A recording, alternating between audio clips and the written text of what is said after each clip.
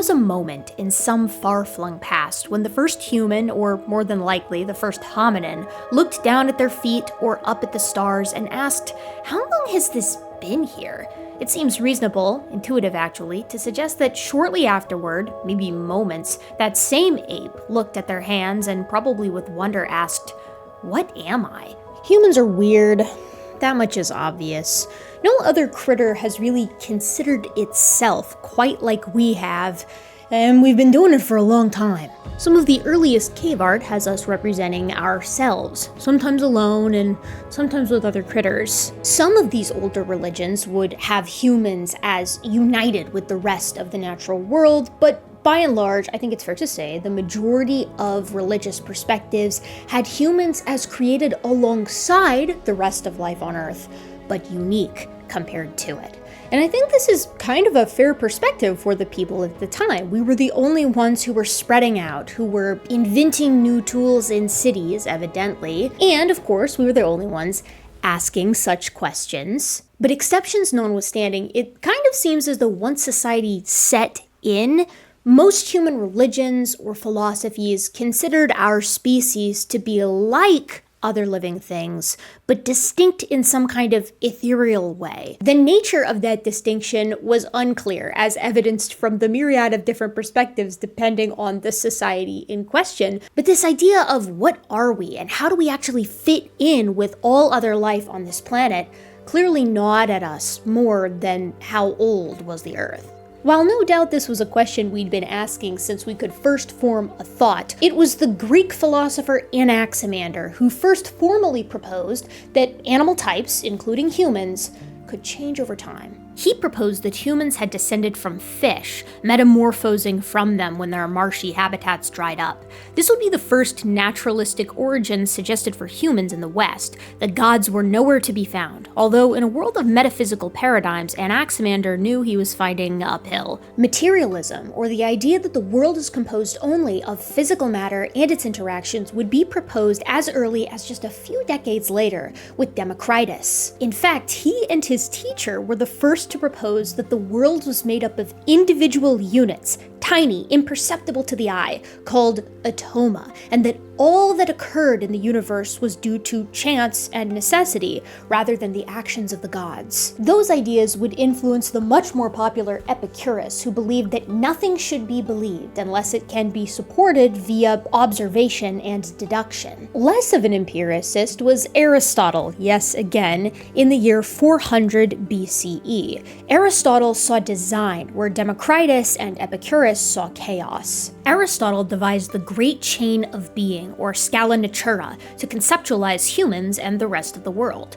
The Great Chain of Being organized things, with humans fitting snugly between the lower animals and the gods themselves. This was popular, for obvious reasons. We're humans, and we're better than other animals. Aristotle had been a student of Plato, who saw the world as variations on ideal themes. Essentialism proposed that things have a set of unchanging characteristics that makes them what they are, and variation among things is an unimportant deviation from the essence. Man's essence was, famously, that of a featherless biped. Diogenes, another student of his, is said to have famously plucked a chicken and declared, "Behold, a man." The perceived reduction of humans to this definition obviously rubbed some the wrong way, which is why some form of human exceptionalism is how we generally conceived of ourselves from the time of the Greeks all the way up, effectively, until the Enlightenment, rather than Anaximander's fishmen or Diogenes' jests. Some accepted that we were animals, although this wasn't the norm. Even then, though, we were always exceptional animals. We had something divine about us, a soul or some kind of design implemented by the gods themselves, bringing us higher up than the rest of life here on the planet. And critically, it had always been that way. The great design, as outlined by Cicero in 45 BCE, necessitated this. You could not get what we were from anything prior. So outlined the great chain of being and essentialism alike. All organisms, including humans, were and had always been as they were now. So necessitated essentialism and the great chain of being. And that's where things stayed for a long time. At least in the West. Abroad, things were different. Zhuangzi, prior to the Common Era, was a Taoist philosopher from China. Taoism differed from Western philosophies and religions and viewed humans as a part of nature, with both being in a constant state of transformation. This allowed species to develop features that were related to their environments.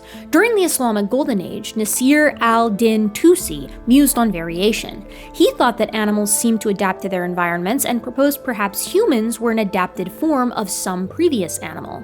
Ibn Sina would describe fossils formally as well and discuss petrification in the year 1027. Ibn Khaldun saw the similarities between humans and other primates, arguing that humans came from, quote, the world of monkeys, unquote. I don't think it's a coincidence that places that saw the connection between humans and other animals, particularly other primates, were always locations that had monkeys living there. It's just easier to see the connection when you're looking at animals that behave so similarly to us, or rather, perhaps we behave so similarly to them.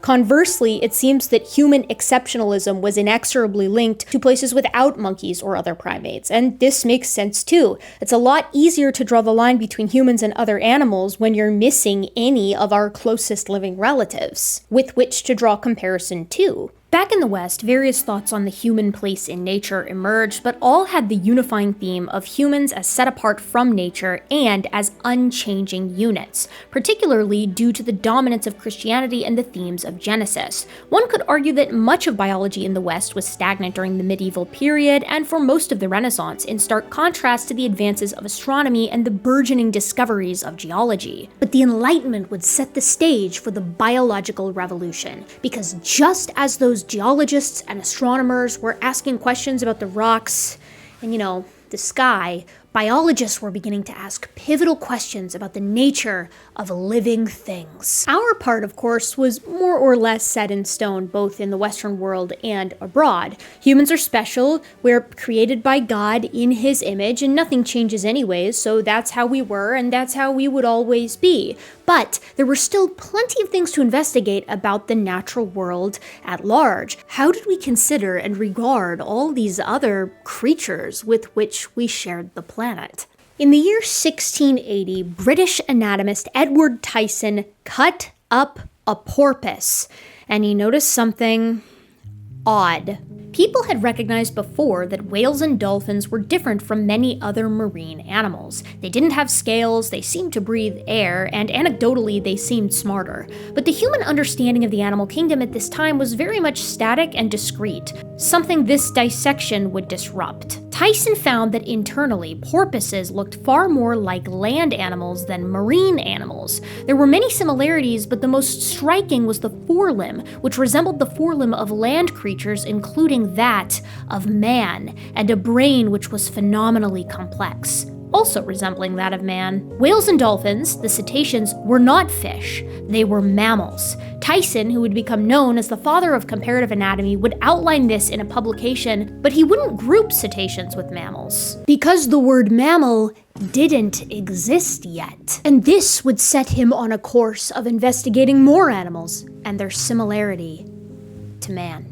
In 1699, Tyson published The Anatomy of a Pygmy, this being the name for a chimpanzee at the time. In this text, he aimed to compare chimpanzees to monkeys and to man by systematically dissecting and describing the external features, muscles, organs, including the brain, and bones of each. In this tour de force, Tyson found that chimps, that is to say, apes, resembled humans in 47 respects, compared to a mere 34 respects that they shared with monkeys. Most surprisingly, the brains of humans and chimps differed not in structure, but in size, an observation which led Tyson to conclude that the image of God was found in the rational mind rather than the physical brain. Tyson's work was not controversial, in part because he was just reporting observations, but his work would go on to influence the most prolific naturalist of the 1700s and would lead to a much splashier statement on the connections and similarity between man and ape. Carolus Linnaeus was a Swedish physician who, like most gentlemen naturalists, dipped a toe in basically everything else. Linnaeus is probably best known for completely overhauling and organizing the way we classify and consider all life. He called this Systema Naturae, and today we know it as taxonomy. You know his system already: kingdom, phylum, class, order, family, genus, species. Distinct and nested ranks that allow organisms to be binned and understood. In 1735, Linnaeus published Systema Naturae, a way to categorize, order, and name life. Linnaeus was highly religious. In fact, the invention of taxonomy was rooted in a desire to organize God's creation, a blessed quest. As such, the categories, including the species level, were fixed and unchanging, the same now as they were in the Garden of Eden. Genetics obviously didn't exist yet, so the way that these categorizations would work was on the basis of physical characteristics, on the basis of morphology, and each category sequentially nested organisms into more specific bins, with the kingdom being the broadest and the species being the most specific. Obviously, across Linnaeus's quest to categorize all life, he ended up having to place humans somewhere. And just as Edward Tyson had found, Linnaeus noted that humans were incredibly similar to things like chimpanzees, leading him to place humans and the other apes together in a group he called Anthropomorpha. That name means shape of man, so what he's doing is he isn't denigrating humans to the place of other animals, but he's rising some specific animals, the apes, up to the level of man. At least at that category. Humans obviously still had our own divinely unique species. Ernst Haeckel, who would become a fierce ally of a young naturalist we'll meet here soon, called it, quote, the most important sign of Linnaeus's genius, unquote. Linnaeus would receive some criticism for this, but he was a world-renowned naturalist who had reached this conclusion through many careful dissections of innumerable species. But he was aware of how it went over, putting humans and apes into the same category. He wrote once in a letter to Johann Georg Gmelin, "It does not please you that I've placed man amongst the anthropomorpha, perhaps because of the term with human form, but man learns to know himself. Let's not quibble over words. It would be the same to me whatever name we apply, but I seek from you and from the whole world a generic difference between man and simian that follows from the principles of natural history. I absolutely know of none. If only someone might tell me one single one. If I would have called man a simian or vice versa, I would have brought together all the theologians against me. Perhaps I ought to have, by virtue of the law of the discipline." I love Linnaeus's response here, because he's essentially saying to the rest of the scientific community, okay, well, if I'm wrong, then tell me why. And no one could. The truth was, people were simply uncomfortable with the idea that other animals could be considered in the same group. In this group, Anthropomorpha, that these other apes could bear the image of man, the image of God.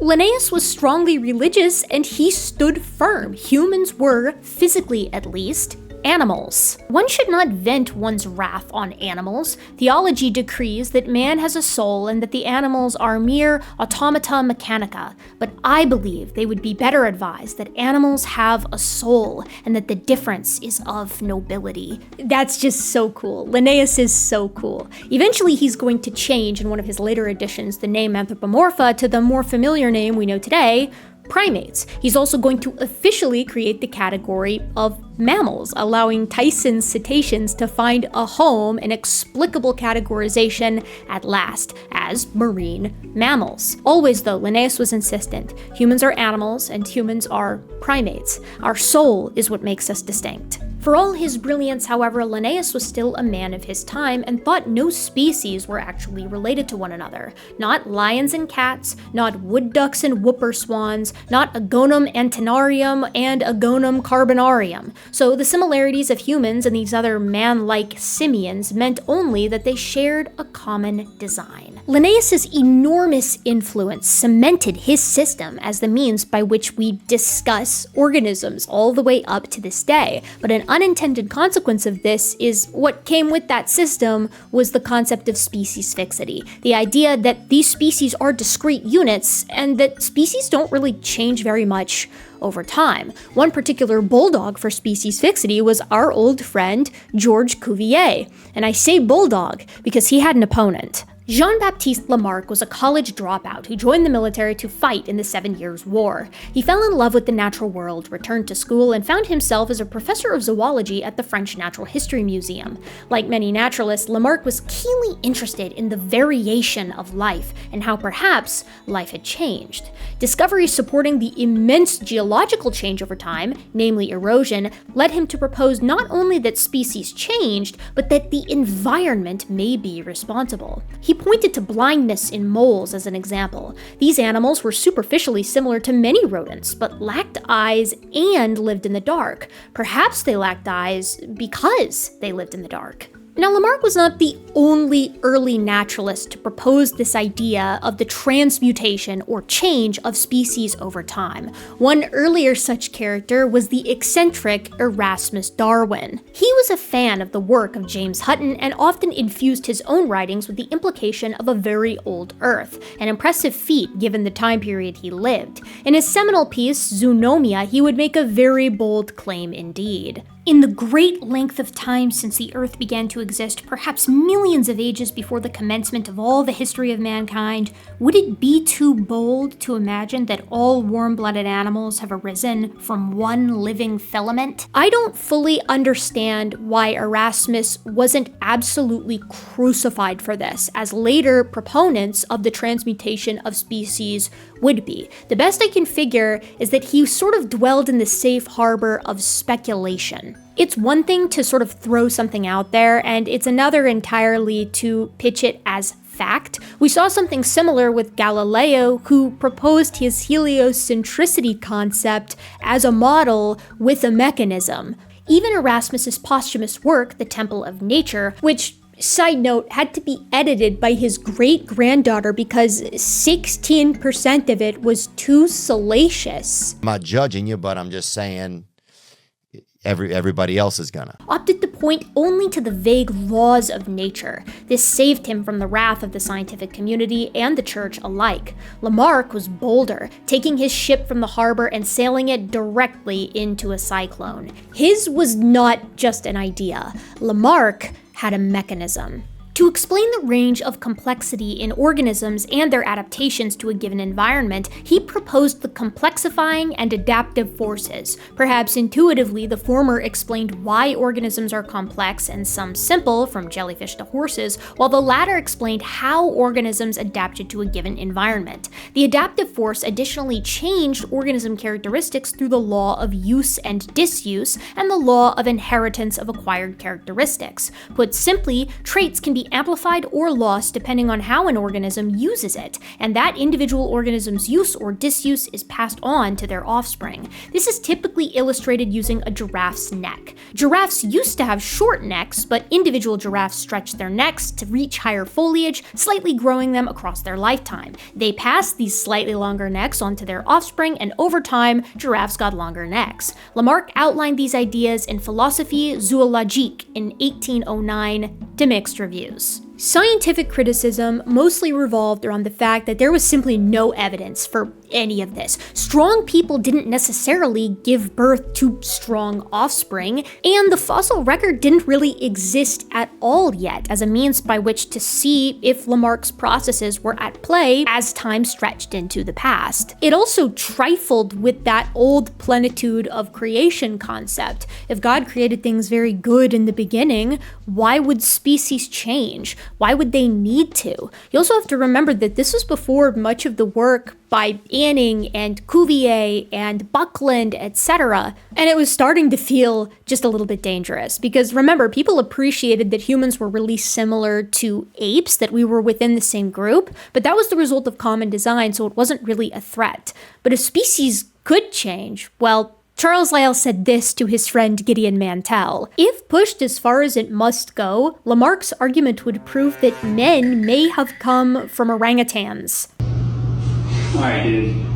What the flip? George Cuvier hated Lamarck's idea and rhetorically demolished him in the public sphere to the extent that Jean-Baptiste Lamarck died blind and penniless, the laughingstock of the scientific community. Truly, Cuvier's hatred was so potent that he shit-talked his fellow Frenchmen in the eulogy that he read at his funeral. Michael Taylor notes, addressing the French Academy of Sciences, Cuvier placed Lamarck in the rank of men who had been less severe in scrutinizing the evidence, who had mingled fanciful conceptions with real discoveries, and who, believing themselves able to outstrip both experience and calculation, had constructed vast edifices on imaginary foundations resembling the enchanted palaces of our old romances. Taylor goes on to quote a historian who argued that the eulogy was one of the most depreciatory and chillingly partisan biographies ever printed.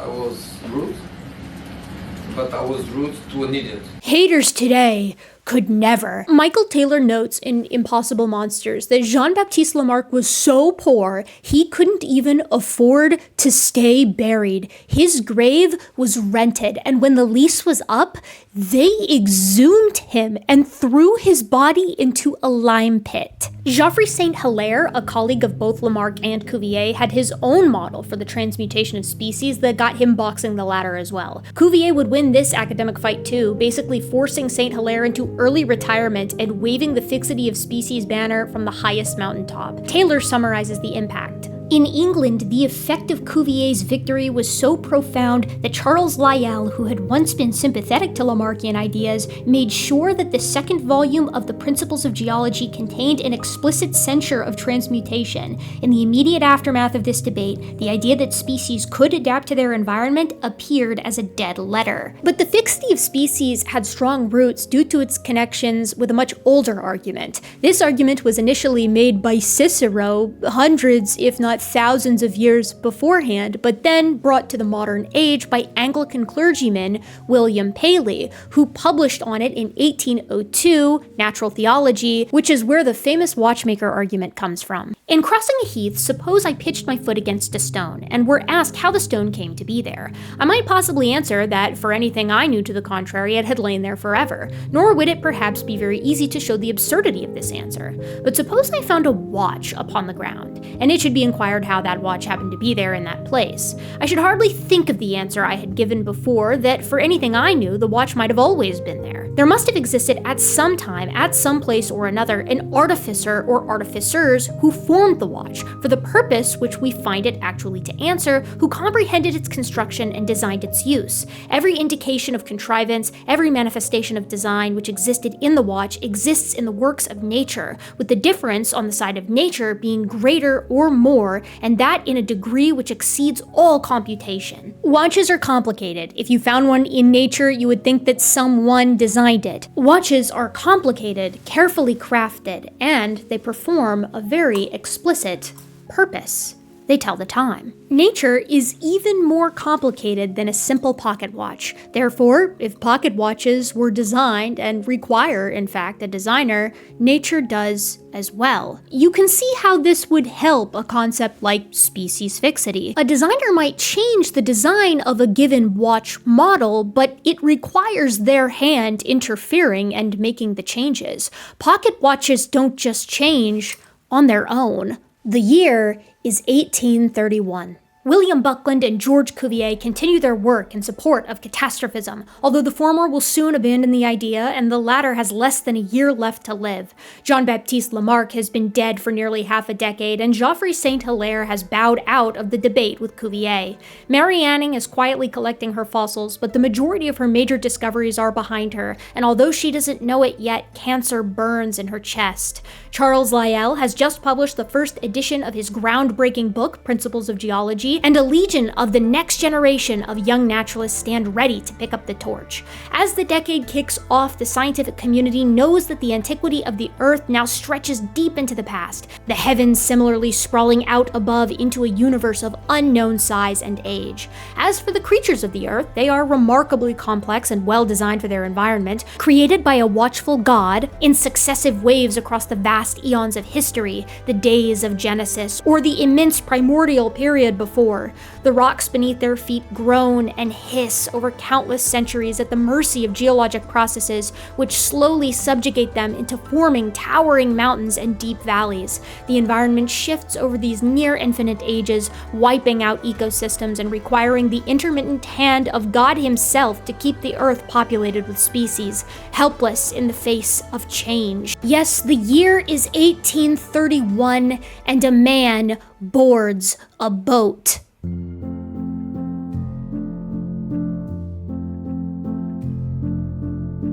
Charles Darwin was born in 1809 to a wealthy family in Shropshire, England. He was always interested in the natural world, but he struggled with early education. He found classes boring and opted instead to join his older brother in medical school at age 16. The school at Edinburgh was a medical school far enough removed from the influence of Buckland and Cuvier that it allowed for the discussion of Lamarckian ideas. The Plinian Society, a club Darwin joined, was a place for debate, and all ideas were welcome, even materialistic ones. Darwin had been aiding zoologist Robert Grant in his work on invertebrates and balked when Grant entertained the Lamarckian idea that species could change over time. Darwin was wary, but he knew about this as an idea. The idea that species might transmute over time had been softly pitched by his own grandfather, Erasmus, and Darwin had read all of Erasmus's notes. These ideas were exciting and even a little bit dangerous, but Darwin was predisposed towards entertaining them due to his grandfather's work, and so the Plinian Society remained a safe place for discussions that maybe species weren't quite as static as people thought that they were. Still, Darwin was squeamish when it came to blood, and the harsh winters in Edinburgh were too much for him to bear. He dropped out in 1827, leaving him to haunt his father's estate. This would not do. He needed to be working on something, so Darwin's father sent him off to Christ's College at Cambridge to get an ordinary degree, after which he was to become an Anglican parson. Darwin would acquiesce, but would spend most of his time learning about the natural world. The story goes that on one of young Darwin's beetle collecting expeditions, he spotted a rare specimen, but his hands were already full of other beetles, so he just crammed beetles into his mouth so he could free up a hand to capture the new one, and then the beetles that were in his jaws started freaking out and releasing defensive chemical sprays, an experience which Darwin allegedly found disgusting yet fascinating. He also found himself reading books on the natural world generally, the first being William Paley's Natural Theology, which Darwin found to be a convincing argument for the fixity of species. The second was effectively an adventure log, Alexander von Humboldt's wild journey across the so-called New World. A love of the natural world, an open mind to hypotheses regarding it, and a thirst for adventure would predispose Darwin to take a job as a gentleman naturalist on the HMS Beagle for an expedition around the world. The captain of the HMS Beagle, Robert Fitzroy, needed someone to talk to. Allegedly, the previous captain of the Beagle had shot himself out of loneliness, because it's not like the captain could talk to the crew. That would be uncouth. So the idea was Darwin would act as a gentleman naturalist. The goal of the HMS Beagle officially was to chart coastlines. Darwin's job would be to survey the biological and geological phenomena and features that the ship saw and encountered along the way. The journey was supposed to take 2 years, and it took 5. So I suppose, unbeknownst to everyone, a pretty grand adventure was about to unfold. In December of 1831, at the tender age of 22, Charles Darwin stepped aboard the HMS Beagle. He could always become a parson when he returned, and this was a great opportunity to contribute to the scientific community. Fitzroy seemed nice as well. He had even given Darwin a gift to commemorate the beginning of their journey, a new book by some upstart geologist named Charles Lyell called Principles of Geology.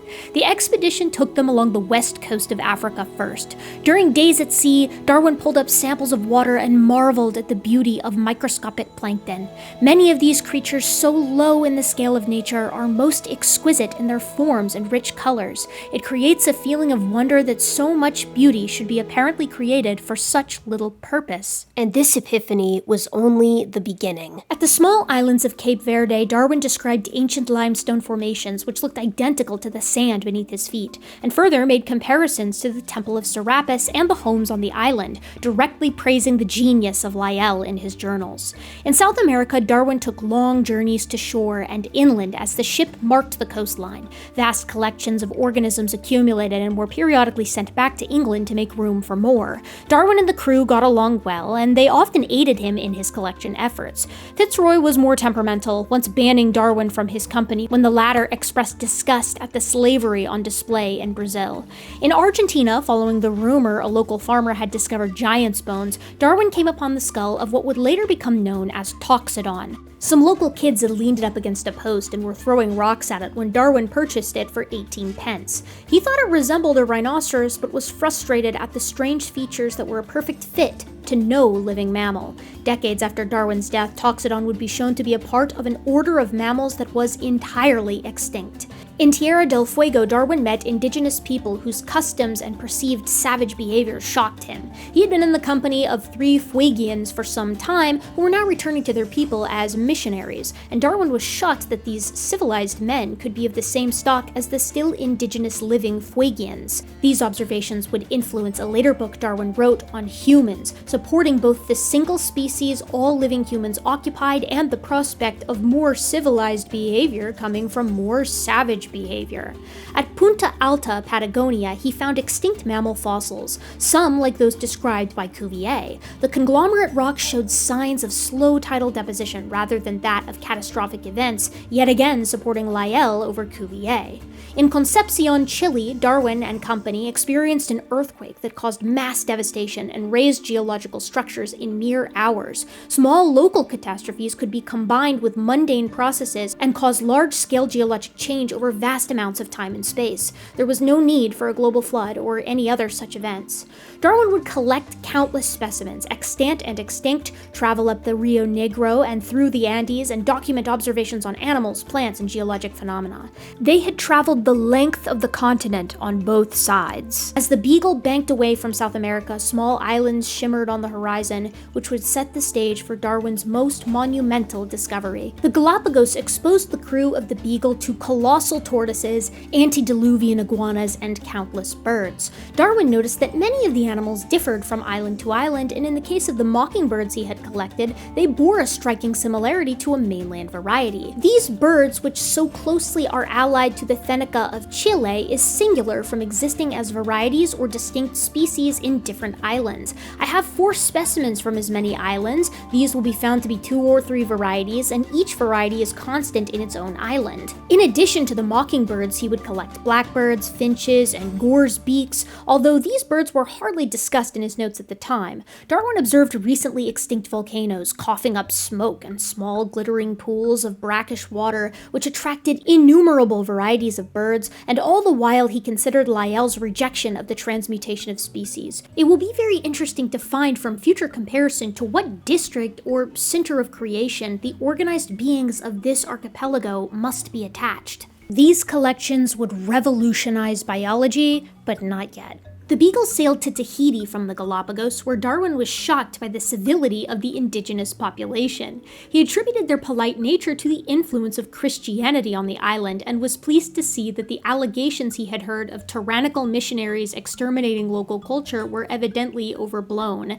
In Australia, Darwin met Aboriginal people, paying them for a spear-throwing demonstration and writing sadly about their decreasing numbers. He had also observed the strictly marsupial mammalian fauna of the continent and marveled at how for every placental mammal occupying a role abroad, there was seemingly a marsupial occupying that same role there in Australia.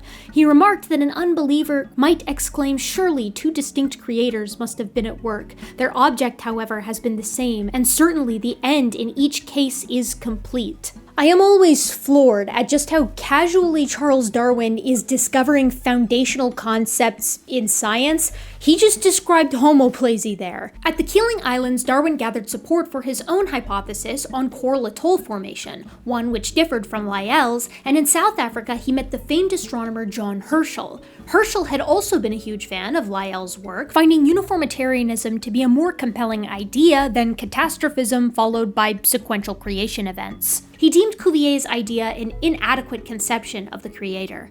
Like Darwin, he thought that species could change, and that the origination of fresh species, could it ever come under our cognizance, would be found to be a natural one, in contradistinction to miraculous processes. South Africa also exposed Darwin and Fitzroy to abusive missionary practices, leading the latter to write a letter to the South African Christian recorder urging them to be more like Tahiti. At the remote island of St. Helena, Darwin had the time to review his notes on the mockingbirds of the Galapagos. These birds are closely allied in appearance to the Thenica of Chile or the Calandra of La Plata. In each island, each kind is exclusively found. Habitats of all are indistinguishable. These birds, but slightly differing in structure and filling the same place in nature, I must suspect are only varieties. The only fact of a similar kind of which I am aware is the constant asserted difference between the wolf-like fox of East and West Falkland Islands. If there is the slightest foundation for these remarks, the zoology of the archipelagos will be well worth examining, for such facts would undermine the stability of species. Darwin is suggesting that these species might actually be related, meaning they share a common ancestor, meaning species can change over time, and in fact, new species can form. Famously, that word would is inserted later on. This would undermine the stability of species, just underscoring how insecure he is about this idea that species might transmute over time after all. The HMS Beagle would traverse the Atlantic one more time to double check some readings, can you imagine, before arriving back home in London in October 1836. Darwin's voyage had exposed him to thousands of species, geologic structures of all sorts, and people groups from around the world. He experienced natural disasters, found enormous fossils, and made key observations that would change the face of geology decades later. While he had been gone, Cuvier had died and Lyell's uniformitarianism had taken over. The Bridgewater treatises had come out and basically argued the Earth was old, but God was cool with it, and the only holdouts were those scriptural geologists who didn't really have a background in geology.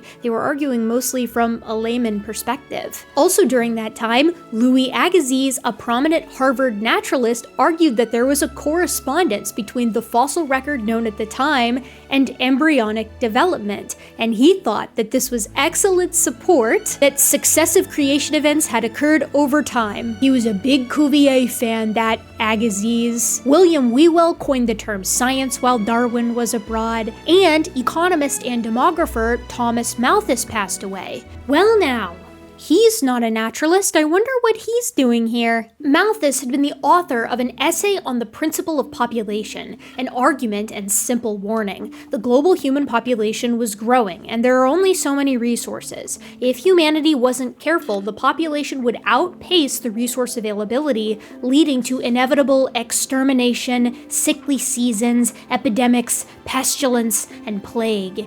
If there are too many people and not enough resources, a global struggle for existence will ensue, as happened all the time locally during times of scarcity. The essay would be well received, and a copy of the 6th edition would fall into Darwin's lap in the year 1838, a tome which he would read for amusement. Put a pin in that. Darwin set to work immediately upon his return home, and he actually had a meeting within the first month with who other than Charles Lyell. They discussed some of Darwin's geological observations, which Darwin would then publish with Lyell's blessing. They would become friends and stay friends until Lyell's death many decades later. This spurred Darwin's rise in popularity as a naturalist, and soon he was rubbing elbows with many up-and-comers all across London, from Richard Owen to Charles Charles Babbage. Richard Owen was just a few years older than Darwin, and he was a brilliant anatomist, as well as a ghost experience survivor. Michael Taylor documents 2 times Owen recounted seeing a spindly figure with narrowed, glimmering eyes in Lancaster Castle, a place Owen was fond of grave robbing from. Don't worry, it was for science, so it's fine. Once, after sawing the head off a former slave's corpse, he slipped on a patch of ice, dropping the head, which allegedly bounced down the hill and crashed through the door of a slave ship owner's wife. Hey yo, what the fuck?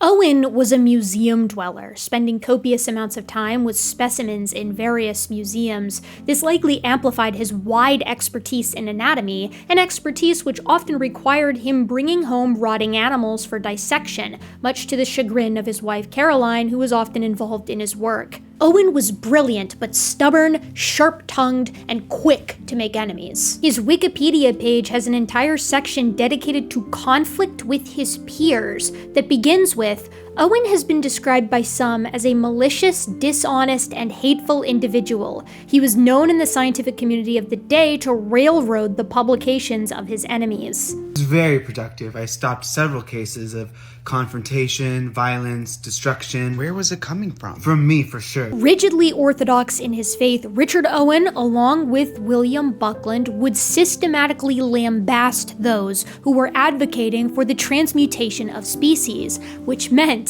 that whispers of Darwin's work would set Richard Owen up as an enemy for life. Remember, William Buckland had been responsible for naming the very first dinosaur around a decade before Darwin's return from the voyage of the Beagle. He had received bones, including an enormous partial jaw discovered by John Kidd out of the Stonesfield Quarry in Oxfordshire, that clearly belonged to some enormous reptile. Megalosaurus was a land-dwelling counterpart to Cuvier and Anning's monstrous marine reptiles, officially named by Buckland in 1824. Gideon Mantell would discover and name Iguanodon, although Owen would credit himself and Cuvier in 1825, followed by Hylaeosaurus in 1832. Owen and Buckland would eventually marshal these animals to fight against the growing support for species change over time. Meanwhile, around this same time, Darwin received word from ornithologist John Gould, the man who he had sent all those collected birds from the Galapagos to, and the news was very surprising. The Galapagos collection of birds was not a mixture of several known varieties, such as blackbirds, grosbeaks, and mockingbirds. They were all finches, 12 distinct species, and all bearing similarity to the more generic mainland bird, which was also a finch. Darwin was stumlocked. It is very remarkable that a nearly perfect gradation of structure in this one group can be traced in the form of the beak, from one exceeding in dimensions that of the largest grosbeak to another differing but little from that of a warbler. Darwin's mind was already racing, gingerly pulling together all the small and tentative observations from his journey. His red notebook, dated to just a few weeks after this revelation, has a cautious scrawling that would change everything. A diminutive family tree, not of individuals, but of species. It is labeled with the most sacred scientific phrase, I think. If species were like family trees, changing over time and converging backwards through the annals of history upon common ancestors, now a single enormous question hung over Darwin's head like a biological sword of Damocles. How far back did this go?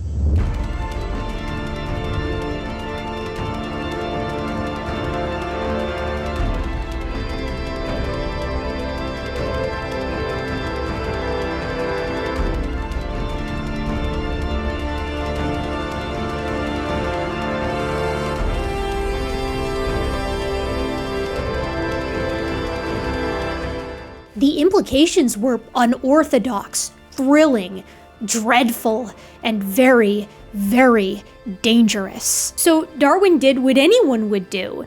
He waited. He did publish a revised edition of The Voyage of the Beagle, adding a few cautious musings on finch variation. Seeing this gradation and diversity of structure in one small, intimately related group of birds, one might really fancy that from an original paucity of birds in this archipelago, one species had been taken and modified for different ends. Darwin lived his life for a lot of years. He got married after writing a freakish pros and cons list. He wrote books on geology and coral atolls and pigeon breeding and barnacles. He had children. He lost children, all while he mulled and puzzled and considered this strange, dangerous idea. Darwin read everything on species that he could get his hands on. He read the works of species fixity advocates. He read the books by people who thought maybe species could change over time.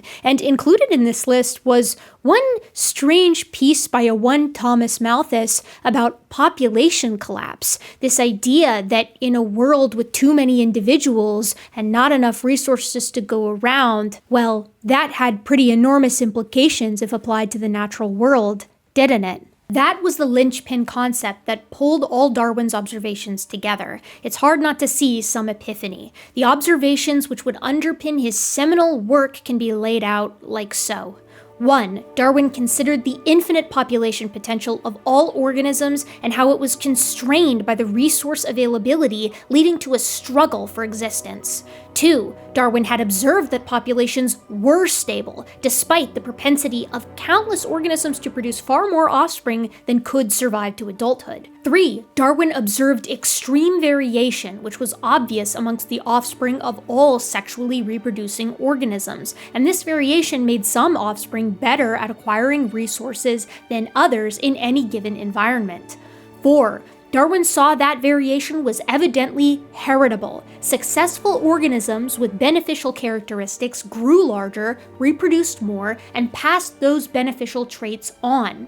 This led to organisms with certain characteristics becoming prolific within their populations, eventually leading to the elimination of all other varieties. Populations would stay this way as long as the environment continued to advantage those traits. However, 5. Darwin noted the environment was always changing, sometimes slow, sometimes fast, but it was always in flux. In other words, populations are constrained by resource availability, meaning individuals have to compete for what is available. Some individuals are better at acquiring those resources than others are, and the ones who are better at it get bigger and produce more offspring, which inherit those characteristics that made their parents better at acquiring resources. Over time, those characteristics will come to define that population, and the population as a whole will be better adapted for the environment in which it lives. But the environment is always subject to change, and what is ideal in one environment isn't necessarily ideal in another. If the environment changes so as to advantage new characteristics, those new characteristics will be favored as compared to the older ones, and the population will change over time. Again, and so populations will always change over time as individuals are filtered out by the environment in which they live, and individuals well suited for it proliferate more. Organisms thus were extremely well suited for their environments, but not because they were designed for it, they were designed by it. This was the transmutation of species, but with a mechanism, natural selection, which seemed to work. Darwin pitched his idea to several of his esteemed colleagues, and frankly, he was a histrionic diva about the entire thing the whole time. He first sent his ideas to his friend Joseph Hooker, a botanist who had done his own extensive voyage to the southern hemisphere on the HMS Erebus before it was creepy and mysterious. Darwin felt like his idea was akin to confessing a murder. Hooker thought he made important points, but thought perhaps successive creation may also be involved. Lyell, too, was hesitant. No one had more respect for Lyell than Darwin. He once remarked on Lyell's genius with regard to geology, seeing a thing never seen by Lyell, one yet saw it partially through his eyes. If Bestie wasn't on board, that would make this whole thing a whole lot harder. So Darwin sat on this radical idea for 20 years. Others weren't so content to wait. In 1844, an extremely controversial book was published anonymously. It was called Vestiges of the Natural History of Creation. This book, which virtually everyone suspected was written by geologist Robert Chambers, brought a version of Lamarck's idea to England. Organisms transmuted through vast geologic time, progressing upward to higher and more complex forms thanks to the natural laws set forth by God, but not by God directly tinkering. It got some things right, but was objectively flawed. Darwin was among its enormous audience of readers, noting, "I must allude to this for when he would drum up his own species concept." In a lot of ways, this book was just British Lamarckism. It did propose a mechanism, unlike zoonomia, and it was a bestseller, but the most important thing that Vestiges did is it got people talking about the transmutation of species again. Richard Owen was not happy. He turned back to those terrible lizards with his ally William Buckland. They had a plan. They pitched these giant ancient reptiles as the pinnacle of creation, amazing organisms that were truly kind of peak physical perfection, so how could an environment ever be non-hospitable to them? And if organisms continued to rise in complexity over time, why had these creatures, which were about as majestic and complex as something could get, go extinct? Owen dubbed this group of creatures the dinosaurs in 1841, and, as previously mentioned, marshaled them as support for the fixity of species as opposed to the transmutation of species. Another young naturalist, unconvinced by the folly of the transmutation of species, was Thomas Henry Huxley. Huxley was born in 1825, belonging to the generation of naturalists following the likes of Darwin and Owen. He was a self-made man and autodidact, reading everything he could find on the natural world.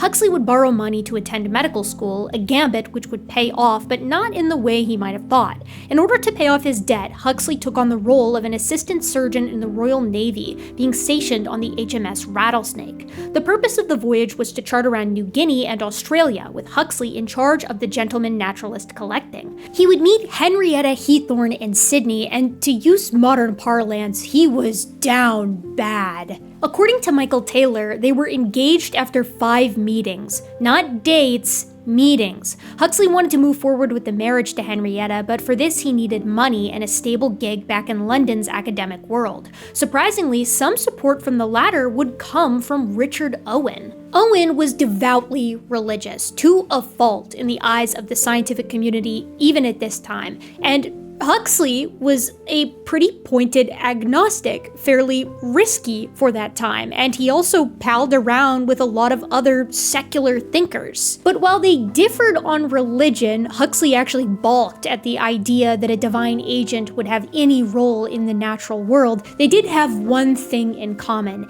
and that's that they hated vestiges. Like Owen, Huxley found the concept of the transmutation of species to be laughable, and also like Owen, Huxley was a bit fighty. Despite being friends with Chambers, the supposed author of Vestiges, Huxley would call the text a waste of paper, musing, "Time was when brains were out, the man would die." I don't feel like it's a representation of me, but I guess it is. Huxley was actually giving a lecture on his problems with the transmutation of species in 1855 to the Royal Institution, with a nervous Darwin in attendance. Darwin was impressed by the young Huxley, whose devotion to scientific rigor and empiricism was plain to see, and he set about to change his mind. The two would become fast friends, but for now, Huxley remained unconvinced. Huxley needed to see Darwin actually lay out his case, but all the naturalists seemed to be doing right now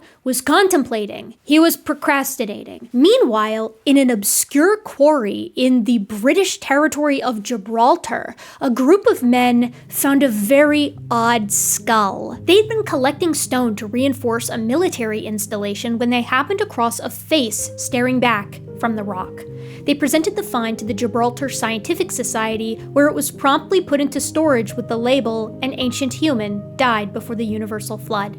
This cranium would rest in obscurity for over a decade. Abroad in the United States, unrest raged, or to use modern parlance, shit was hitting the fan. The abolitionist movement began in the 1830s as citizens of the young nation demanded immediate emancipation. Politicians were more hesitant. Slavery needed to end, sure, but immediate abolition was extreme. Liberal Northerners, free black citizens, and Protestant evangelicals like the Quakers were not content to wait.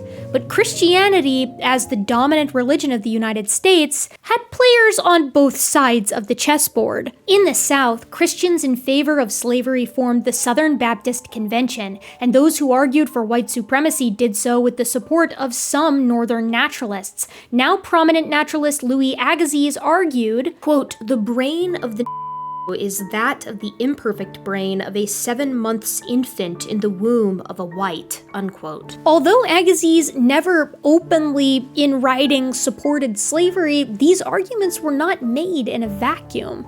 In 1850, he formally argued that God had created all races separately and that those racial differences were akin to the subspecies or even the species level. And Agassiz was not the only one to weaponize the Christian creation story. French aristocrat Arthur de Gobineau would argue that the Aryan race was the original perfect human form, with the other races belonging to separate creation events. It is, of course, naive to suppose that ideas like this didn't reach American Southerners, who were hungry for some kind of theological reason to justify the subjugation of their fellow man for profit. Things would not reach a head in the United States until the 1860s, but the rising tensions surrounding slavery and the pervasive racial prejudice of the Western world influenced the reception of science to come, particularly when it would come to argue against the divine supremacy of some races over others. This was not isolated to the United States, of course.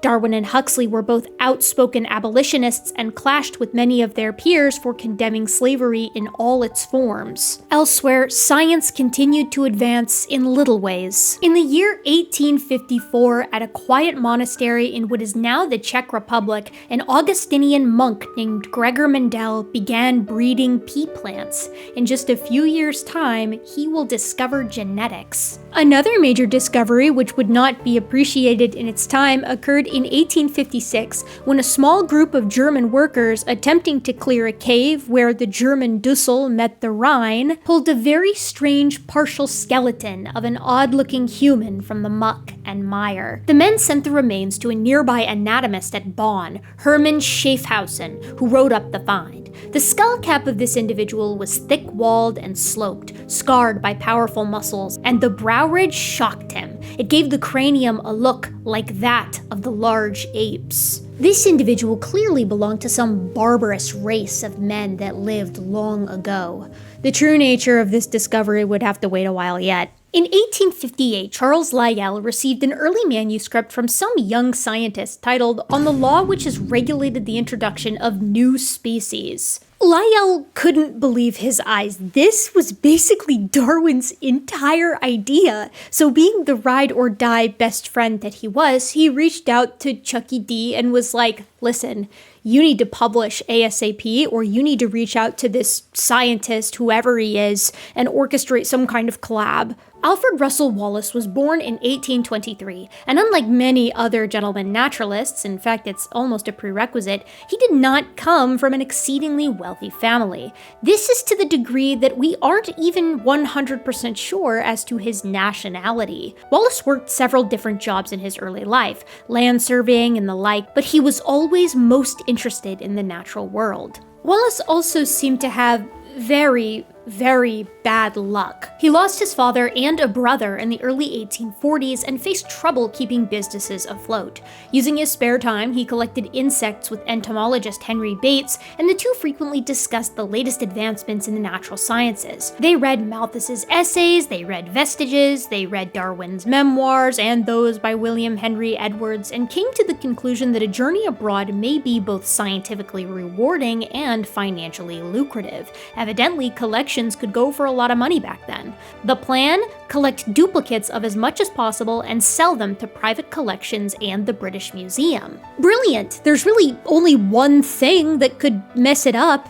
Anyways, they set off on the HMS Mischief in 1848, bound for Central and South America. Wallace would spend 4 years charting the Rio Negro and collecting specimens, while Bates would stay for 10. In 1852, Wallace's ship was packed to the gills with plants and animals. Along with his precious notes and musings, he had spent the first few weeks of travel feverish and sick, but he was on the mend when the captain reportedly entered his quarters and said, "I'm afraid the ship is on fire." Evidently, a collection of resins had spontaneously combusted, leaving the HMS Helen coughing black smoke as it consumed Wallace's collections and eventually the ship itself.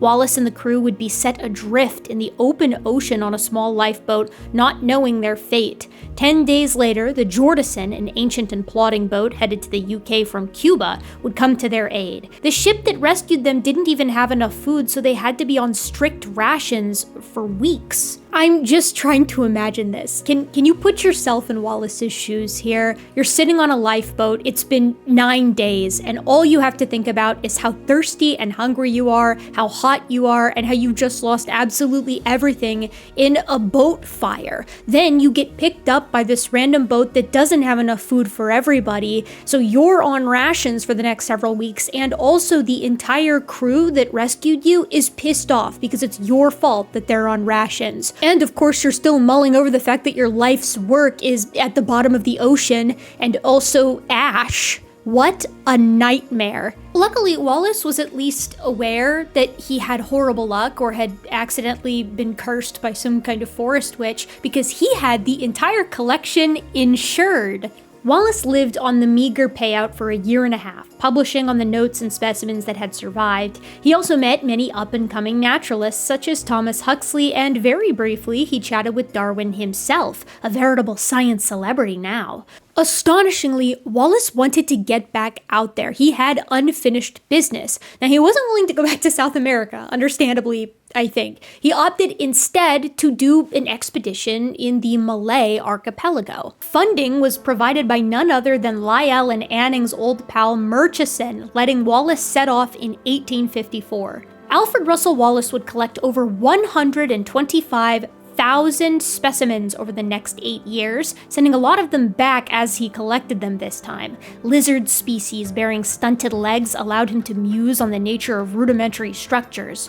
Orangutans haunted the trees above, their expressions and mannerisms disturbingly man-like. Thousands of beetles, wasps, butterflies, and ants were perfectly suited for each of their roles in the environment around him. The local jungle fowl was so reminiscent of modern domesticated chickens that Wallace thought perhaps it may be their ancestor and sent one to Darwin for his consideration. An odd, invisible geologic line seemed to cut through the land, separating a placental ecosystem from a marsupial one.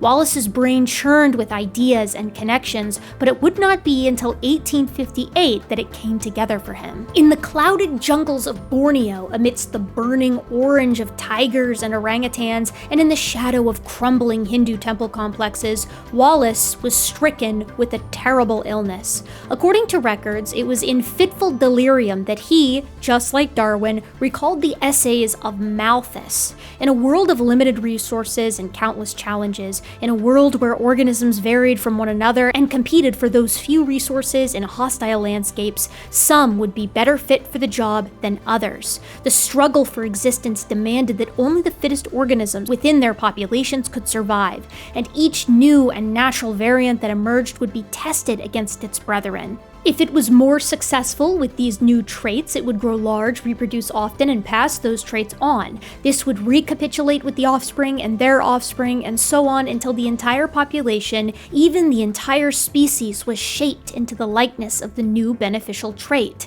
The transmutation of species. Wallace would recover, obviously, and immediately send his manuscript off to the biggest name currently considering whether species could change or not, and that was Charles Darwin.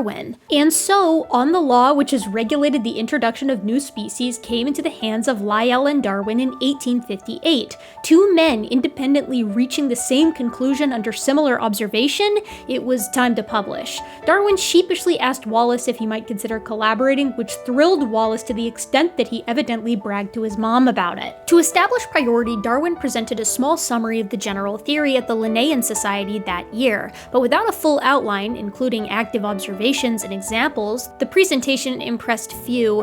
One fellow present remarked that all that was new in them was false and all that was true was old, a scathing line that evidently pissed Darwin off for years. Darwin and Wallace's idea needed a robust pitch before it was to be given a hearing in the scientific community. It needed to be argued.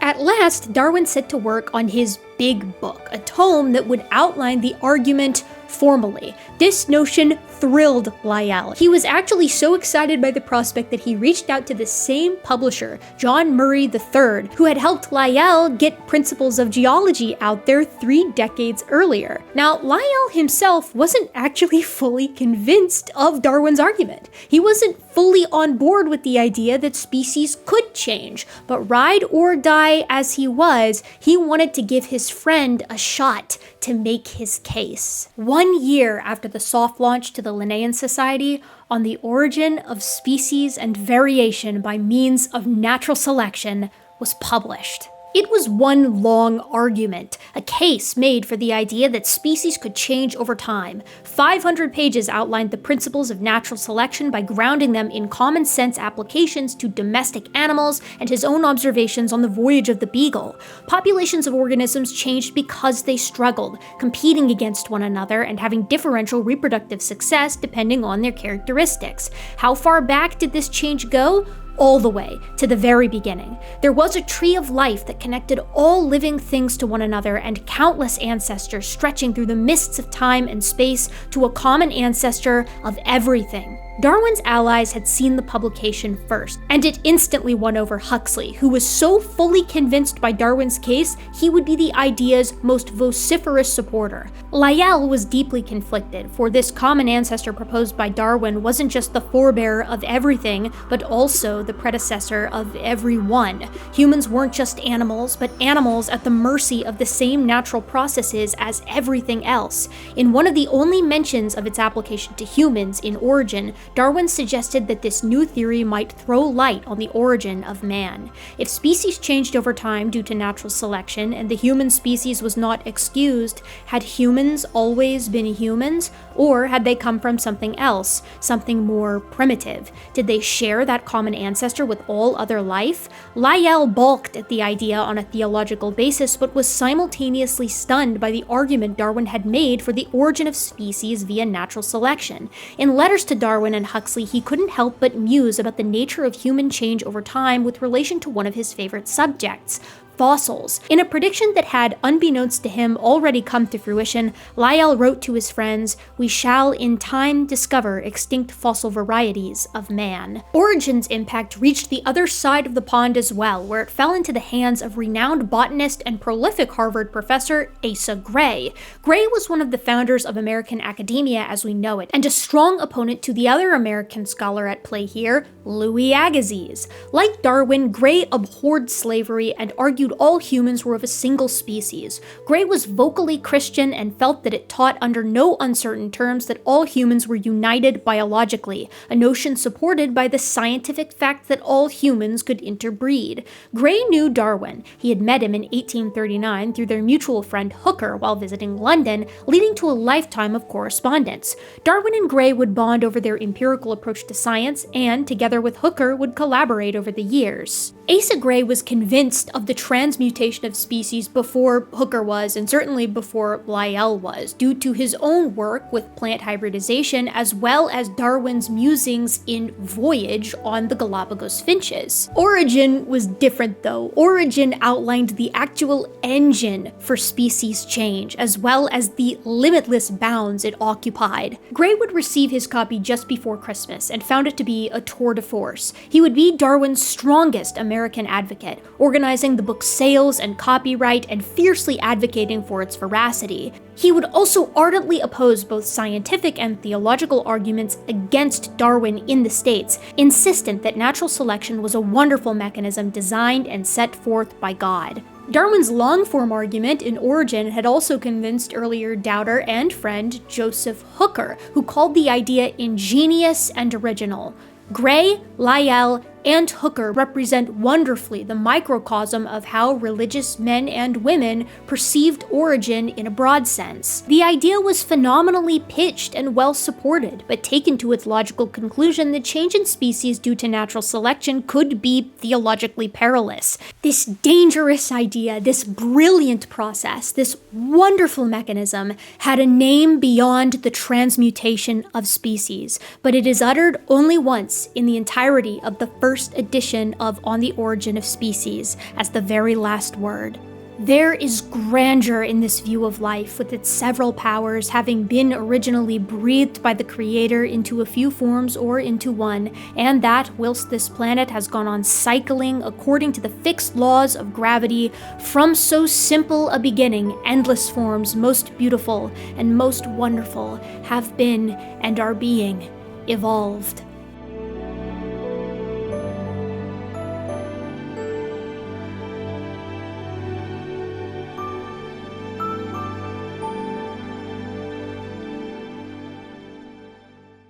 Evolution, the change of species over time and convergence upon a last universal common ancestor, was an absolute smash hit at home and abroad. Despite the exclusion of the topic, the one thing on everyone's mind seemed to be the same question that itched at Lyell's brain. Did this apply to humans? The church had a wide range of responses. Older clergymen found the idea theologically untenable, arguing that the origin of man ought to be left to religion, not science. Younger clergymen found it to be an elegant means by which God designed. The heresy bonk was suggested, but it was shut down by the new blood, which felt that this was no different from any of the other science that the church had come to accept and harmonize with their theology. Essays and Reviews was published in 1860 by 7 Anglican theologians and ministers with the goal of reconciling the advancements in science, history, and philosophy with Christianity. Frederick Temple was one author who had previously affirmed his support for evolution by comparing the clear truth of it to the shape, position, and age of the Earth. Christians need not be afraid of natural laws. This was echoed by Baden-Powell as well. The real trouble with Essays and Reviews came not from the science affirming, but from those beginning to push back on the historical accounts from the Bible, such as the Exodus. This came from the likes of Roland Williams and Henry Wilson, and their controversial opinions would get essays selling like hotcakes and at risk of a serious heresy smackdown. Among the scientific community, Richard Owen was the most prominent and scathing detractor of Darwin's ideas.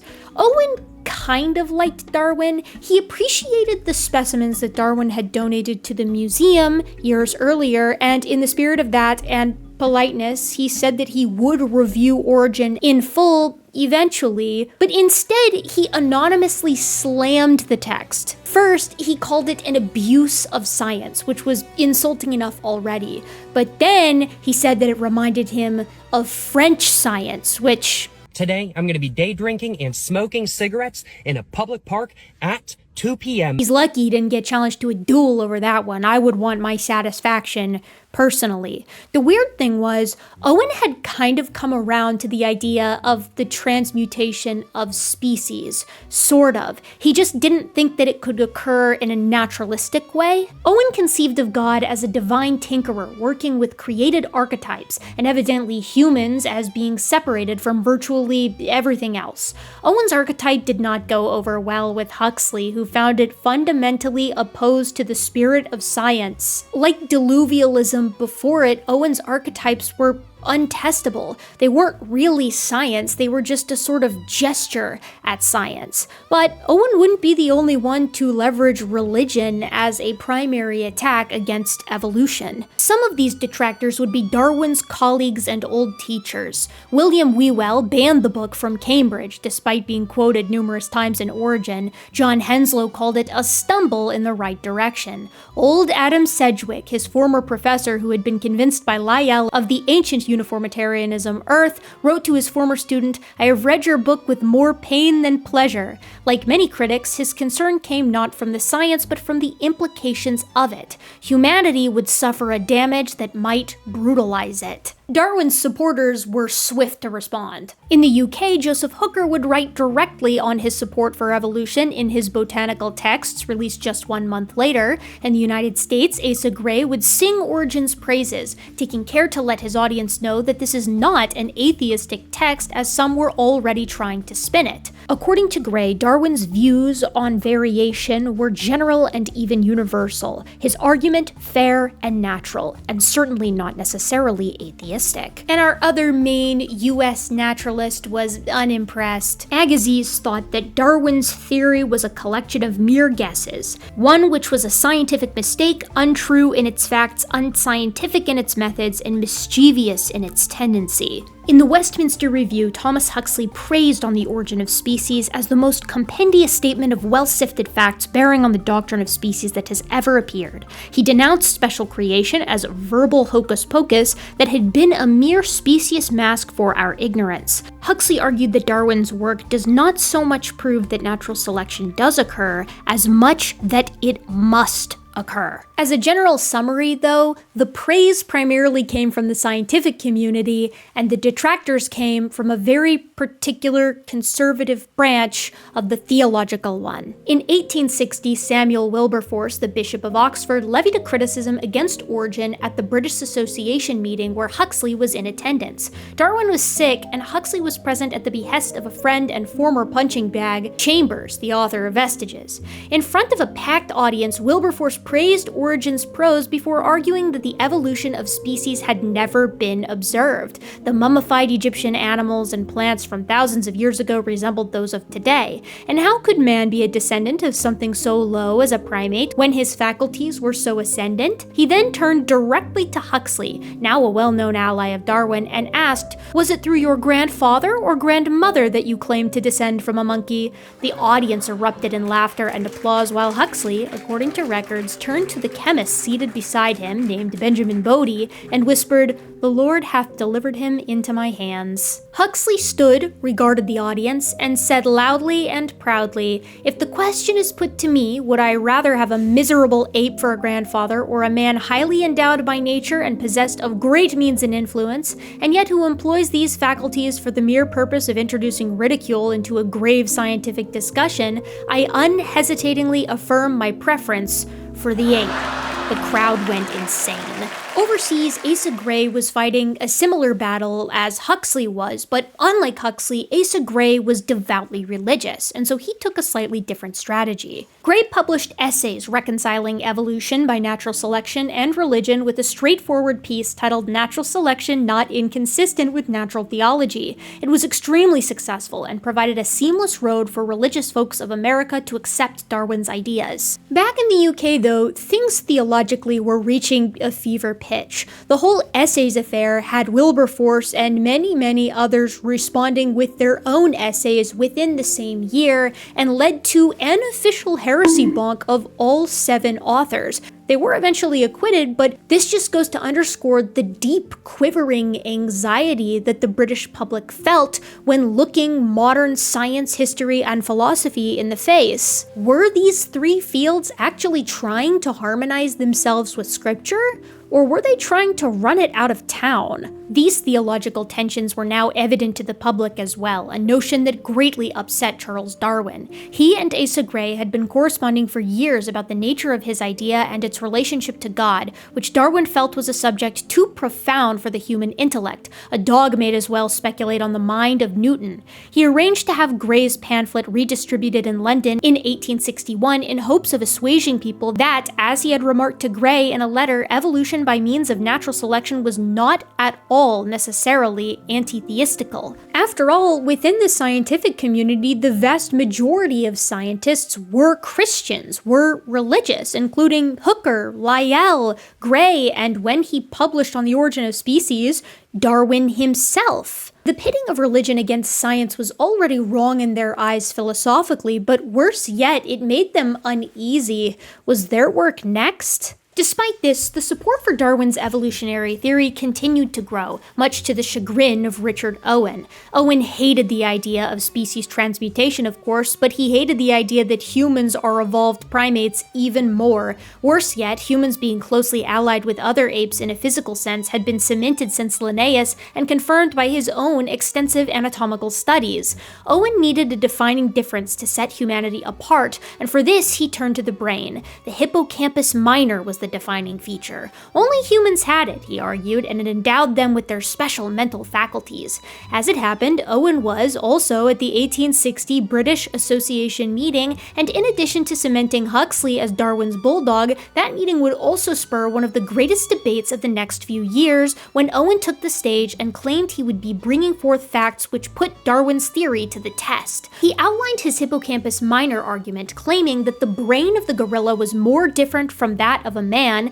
than from the lowest primate, particularly because only man had the posterior lobe, a posterior horn, and a hippocampus minor. This sent Darwin through the roof, as he famously remarked, "Man as distinct from a chimpanzee as an ape from a platypus. I cannot swallow that." And in fact, few could. This was a uniquely bizarre position, more extreme than the one that was outlined by careless Linnaeus, the father of taxonomy, a creationist who lived nearly 100 years prior. It was goofy. Huxley shrugged this argument off, insisting it held no support in existing science, but additionally promising he would prove Owen wrong personally. He was delayed by tragedy when one of his children fell sick with scarlet fever and died rather suddenly, but this loss seemed to fuel him more than ever. Huxley published a paper outlining Owen's previous work and asserting that Owen himself had expertly shown via his own anatomical descriptions that humans and other apes all had the same brain regions, differing only in size or emphasis, the same as Edward Tyson had done before him, also a trend found within humans. Owen hit back again, doubling down on his original claim and simultaneously publishing and holding a lecture on the subject, but the publication's accompanying illustrations were immediately clocked by Huxley as inaccurate, something Owen would blame the artist for before urging audiences to consider his previous work on the subject in 1858, where he had already made his case. Trying to challenge a criticism by reasserting the original argument. Where have I heard that one before? Huxley would reportedly respond to this by saying life's too short to occupy oneself with the slaying of the slain more than once, in effect saying he was done with the debate. The problem was, Huxley loved to debate creationists, so this grandstanding wouldn't last. Heh, couldn't be me. Owen would triple down yet again, this time launching a smear campaign against Huxley, spurring Huxley to publish zoologist George Rolliston's notes on the orangutan brain, clearly displaying the hippocampus minor and all other human brain features. Owen retorted that this was simply a matter of interpretation, the ape brains he had lacked this feature. Huxley reportedly said to Hooker, "Owen occupied an entirely untenable position. The fact is he made a prodigious blunder in commencing the attack, and now his only chance is to be silent and let people forget the exposure. I do not believe in the whole history of science there is any case of a man of reputation getting himself into such a contemptible position. He will be the laughingstock of all the continental anatomists." Then, shortly after Owen's most recent quadruple down, Huxley marched down to the zoo where a spider monkey had recently died and held a public dissection to make his case. Not only did the non-human apes have the hippocampus minor, but monkeys, and platyrrhines at that, did as well. Anatomist John Marshall joined the bandwagon and published his measurements of a chimpanzee brain, noting that preservation can shrink or diminish structures, perhaps explaining Owen's enormous mistake. Now the question was, would Owen correct his mistake? The debate would be immortalized in a children's book of all places. Charles Kingsley was a priest, professor, and a progressive who authored The Water Babies, a fairy tale for a land baby. A friend of Darwin who found origin convincing, this book tells the story of a young boy who transforms into a water baby. You don't need to know what that is. That simultaneously acts as a satire of scientists reticent to progress, a polemic against child labor and pollution, and a diss track against, according to Wikipedia, Americans, Jews, Blacks, and Catholics, particularly the Irish. The Great Hippocampus question became the Great Hippopotamus question in the story. And Kingsley chides those who think that science is all figured out. You must not say that this cannot be, or that that is contrary to nature. You do not know what nature is, or what she can do, and nobody knows. Not even Sir Roderick Murchison, or Professor Owen, or Professor Sedgwick, or Professor Huxley, or Mr. Darwin, or Professor Faraday, or Mr. Grove. Time would tell for the great hippocampus question, but for now, Owen's attention was turned elsewhere. Some German quarries were turning up very odd fossils indeed. Jurassic rock was spitting out the unthinkable. Feathers. Feathers belong to birds, modern animals who certainly did not live during the Mesozoic, and yet a quarry known for dinosaurs was coughing them out. Matters got odder when shortly afterwards a partial skeleton bearing the same feathers and missing its head was discovered by Carl Haberlein. The skeleton had a bony lizard-like tail that no bird had ever possessed. If this was a bird, it was a very odd one indeed, and if it wasn't, the implications were probably immediate to Owen, who set out to buy the specimen. 1 year before Darwin published Origin, American paleontologists William Folk and Joseph Leidy discovered something that would piss Richard Owen off.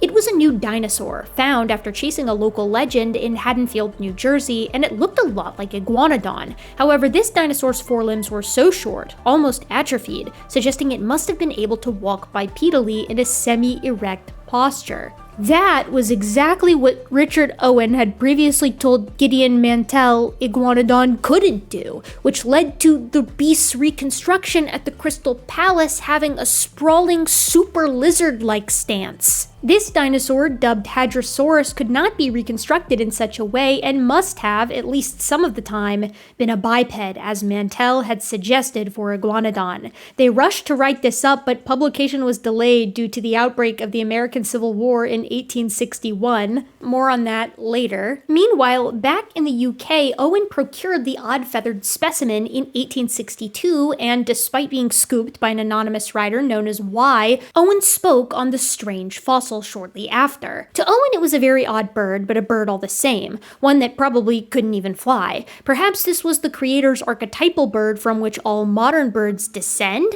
Owen no doubt hoped that no one would notice. Huxley was now an anatomist considered to rival Owen, and in 1863, without even having seen Owen's specimen, he had already connected the dots. Huxley taught his students that birds were so essentially similar to reptiles in all the most essential features of their organization that these animals may be said to be merely an extremely modified and aberrant reptilian type. It seemed that Owen's preemptive lecture was warranted, because if this new fossil species, known now as Archaeopteryx, truly did have a mixture of bird and dinosaur features, that birds had actually evolved from dinosaurs. Owen had a bit of time though to get his bearings, because for now the attention had turned back to humans. World-renowned and enormously well-respected geologist Charles Lyell had been working on a new book.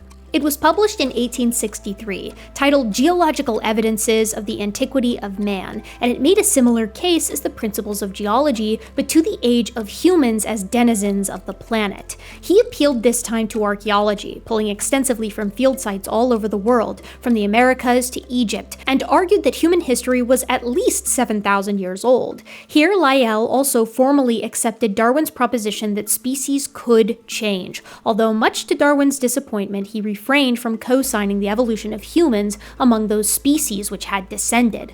Lyell responded to Darwin's exasperation, "I have spoken out to the utmost extent of my tether, so far as my reason goes, and farther than my imagination and sentiment can follow." But if Lyell had been contemplating, Huxley had been stewing. Darwin's Bulldog would be one of the first to publish on the topic Darwin had so feared reprisal for: human evolution. Evidence as to man's place in nature was released the same year as Lyell's Antiquity, as an argument akin to Origin, but specifically in relation to humans as apes which descended from other apes. It was chock full of comparative anatomy of humans and other primates, naturally with a focus on apes, and answered almost explicitly many of the open questions on human evolution Lyell Mendel had hinted at in Antiquity. Like Antiquity, Man's Place in Nature was a smash hit, leaving Huxley stunned at how little criticism he received. A copy even made its way to Frederick Engels, who sent it to his buddy Karl Marx. Yup, these guys all lived at the same time. Later that year, Irish anatomist William King examined those strange remains from the German valley and concurred with Schaffhausen. These were human-like, but they weren't human.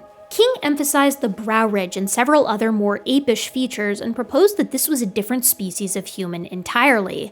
Named after the valley its type specimen was discovered in, Homo neanderthalensis was christened. In 1864, another fossil that we'd technically already met would debut to British naturalists thanks to the release of Origin. Gibraltar I, the actual cranium of a Neanderthal, would get a formal presentation. George Busk had brought it back from Gibraltar and hoped it would settle an argument. Another Bonn anatomist, August Franz Josef Karl Mayer, had diagnosed Neanderthal I as being a pathologic human, probably just a Russian from the time of Napoleon, whose body had been altered due to the strain of the life of a soldier on horseback. The skeleton had healed, broken bones, something Mayer thought would have put the individual in immense pain, probably a constant grimace. That would explain that big brow ridge. A staunch creationist against species transmutation, Mayer proposed that this skeleton had once belonged to a Cossack who had, in the throes of pain and on the run, holed up in the Neander Valley cave to die. Busk hoped that the Gibraltar I cranium would put an end to Mayer's particular argument. It's not like he could say that a rickety Cossack from 1814 would have holed up in the clefts of the rocks at Gibraltar. It didn't make sense. But however excellent the Gibraltar cranium was, it wouldn't actually settle the debate. It lacked postcrania, so how could it even be compared to the Neanderthal I remains? No, the Germans felt that the debate wasn't quite settled, not just yet at least. Darwin wanted to attend the original debut of the specimen, but was, as was typical these days, hung up with sickness. Ever the bestie, Lyell would organize for the cranium to come to Darwin. He would write to Hooker, "Falconer brought me the most wonderful Gibraltar skull." This would not be all he would say on the hominin, but he had other fossils to take stock of. Darwin continued to publish revised editions of Origin as he worked on other projects, and Archaeopteryx had not escaped his notice. He included the strange creature in his 4th edition of Origin in 1866, noting its odd tail and similarities to reptiles. Meanwhile, Darwin's bulldog, luckily for Owen, was a bit preoccupied with his X-Club, as well as lambasting the Anthropological Society for its pro-racism stance on the Jamaican Revolution. Huxley wouldn't see the London Archaeopteryx specimen himself until the year 1867, and while Owen probably already knew how Huxley was going to interpret it, what Owen probably didn't anticipate is that other naturalists had beat Huxley to the punch on this one. In 1866, German anatomist Carl Gegenbauer and American paleontologist of the Wild West Edward Drinker Cope both published on the affinities and potential descendants of birds from dinosaurs. Cope would become one of the 2 main players in the big bone rush of the American West, where the soon-to-be states were becoming the next mega dinosaur hotspot. Cope would battle for paleontological supremacy with Othaniel Marsh as skeleton after skeleton, species after species emerged from the dust of the American Badlands in the 1870s. 1865 finally brought that old monk Mendel's discovery of genetics to the scientific community, where they were promptly ignored. Mendel had charted 7 general characteristics, such as seed color or flower location, for over 28,000 pea plants from 1856 to 1863. Mendel realized these traits were distinct and sorted independently from one another. Seed color seemed to be unrelated to flower location, for example. Some traits also seemed to persist and express more easily than others, leading Mendel to coin the terms dominant and recessive. These observations would become the laws of inheritance, the law of segregation, the law of independent assortment, and the law of dominance. But for the time being, the origin of genetics and one of the most hardcore, quantitatively exhaustive experiments as yet performed was met with basically nothing.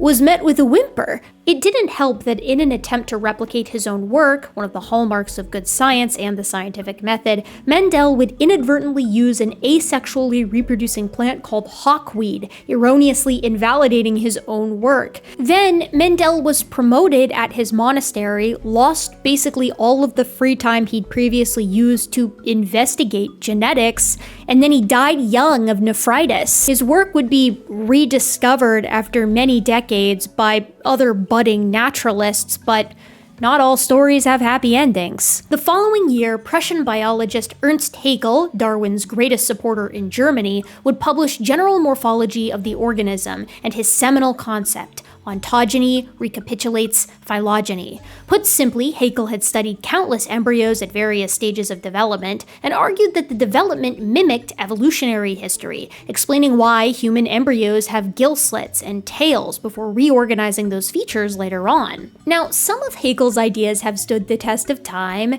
and others, well... Hold on, I got a Ku Klux Klan member on my page. Let me block this Ku Klux Klan member.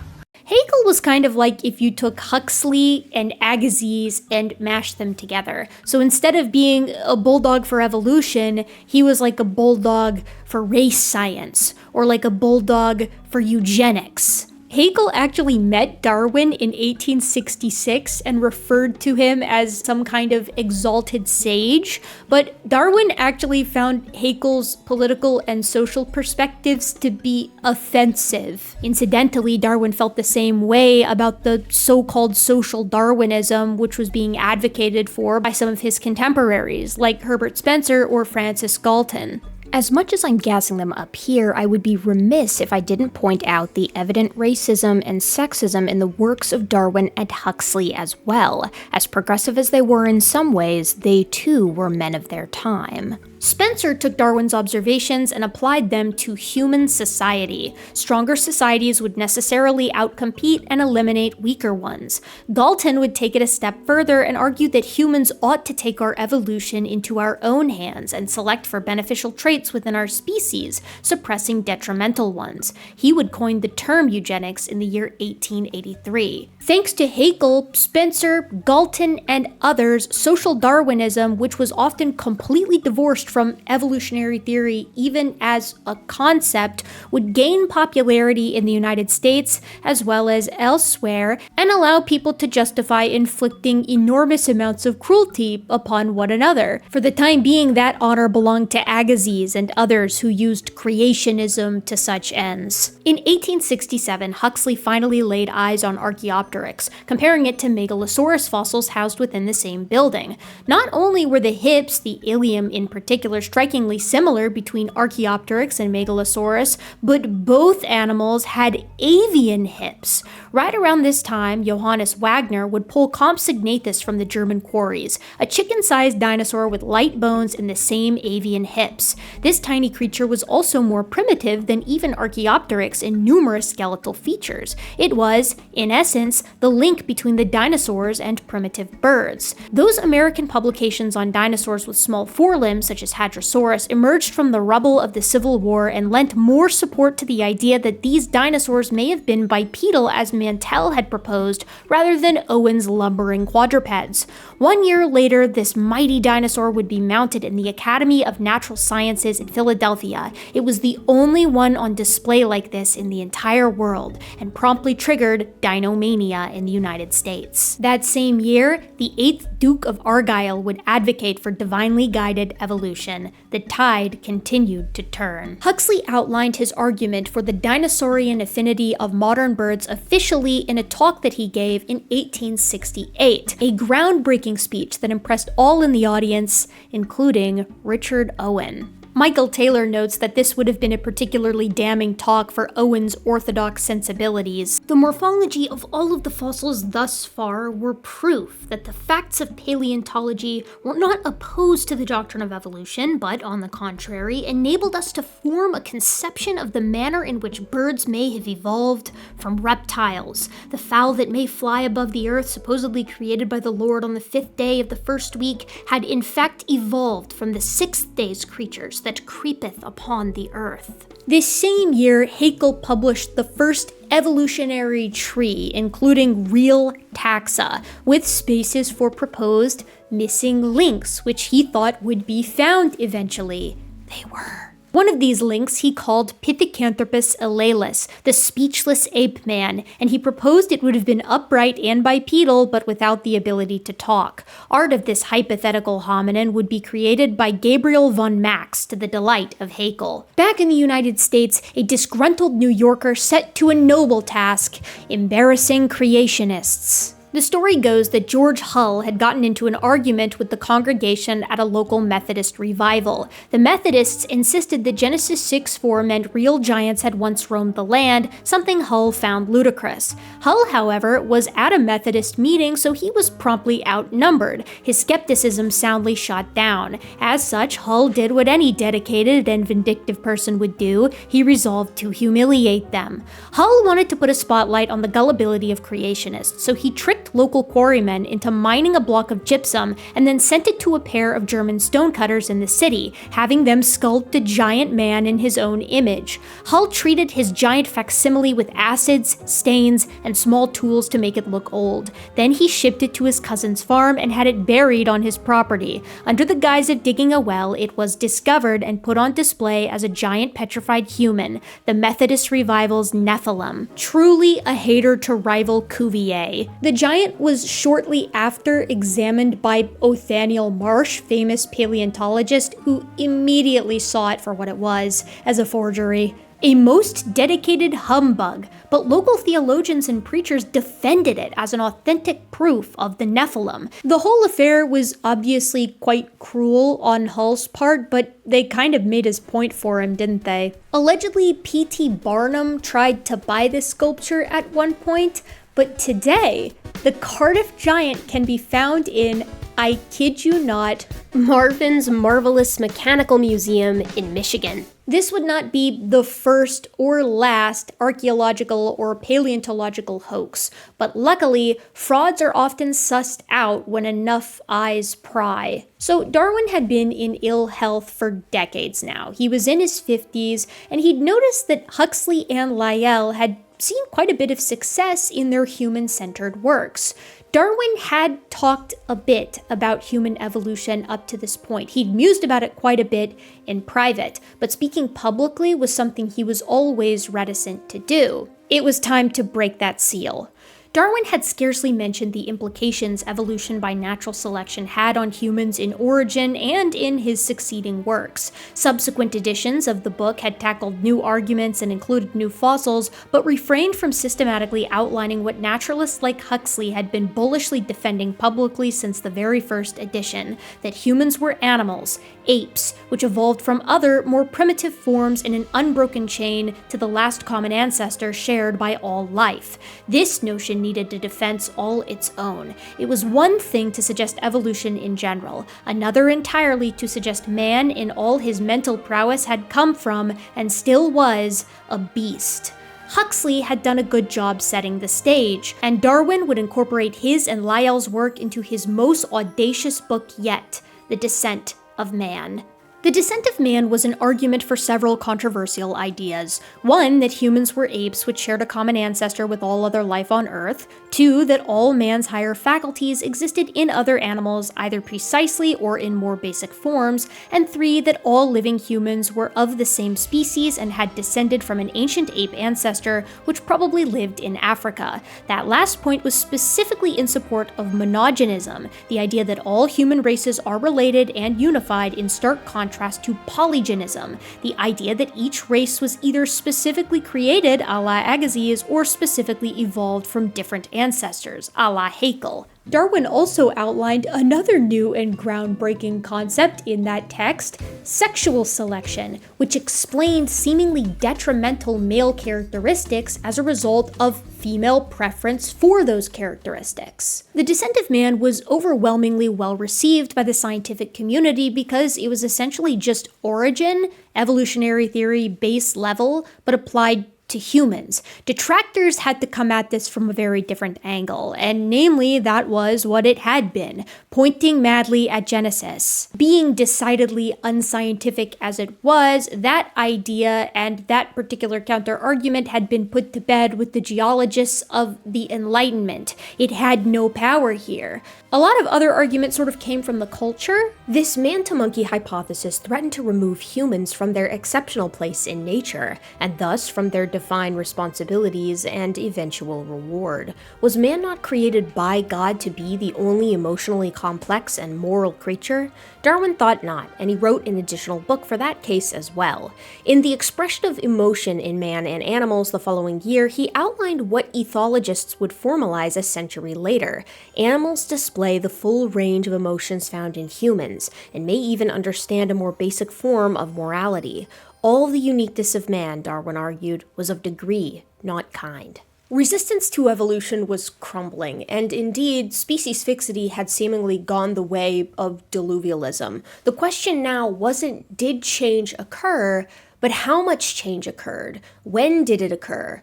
Where did humans fit in all of this? Dissent had been well received. That was due in part to the road paving done by Lyell and Huxley. But even those who found Dissent to be an excellently argued text had their reasons for reticence on the full acceptance of Darwin's idea. The first had to do with natural selection. Could this blind process actually lead to the species diversity observed today and all of the marvelous mechanisms and specializations we see within any given organism? Or were there perhaps other mechanisms at play? Or maybe God was actively guiding it, and that could be something in the future we may be able to scientifically investigate. And the second reason for dissent was the actual breadth of evolution by natural selection. Did this unite all organisms into a last universal common ancestor, or was it limited in its scope? Had God perhaps created these archetypal groups that then evolved a lot within themselves, but it wasn't like everything could be lumped into a single tree? And lastly, again, where did humans fit in? Could evolution by natural selection explain the pinnacle of life on Earth?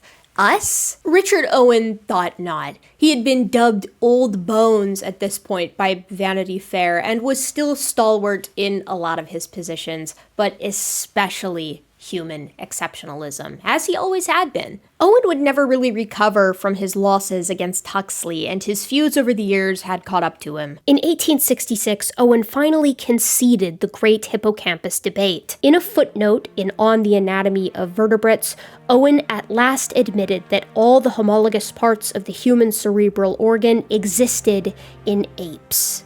Richard Owen's scientific standing was in shambles by the year 1870. He would officially retire from work at the age of 79, but would live, presumably powered by venom and spite, until the ripe old age of 88. His last, and arguably best, contribution was the dedicated campaigning for and organization of the Natural History Museum of London, where all collected specimens still reside. Louis Agassiz would continue to rail against virtually all of Darwin's ideas, with a special distaste for common descent and monogenism, until he died in 1872, 1 year after Descent and a trip to the Galapagos. After his visit, he remarked, "Darwin's hypothesis of gradual variation of species and the natural selection for preservation of those whose variations were favorable to them in the struggle for life seems to me to have few facts to sustain it and very many to oppose it." He was the last great American biologist to propose special creation of species. Darwin's foes, and the foes of evolutionary theory, were dropping like flies.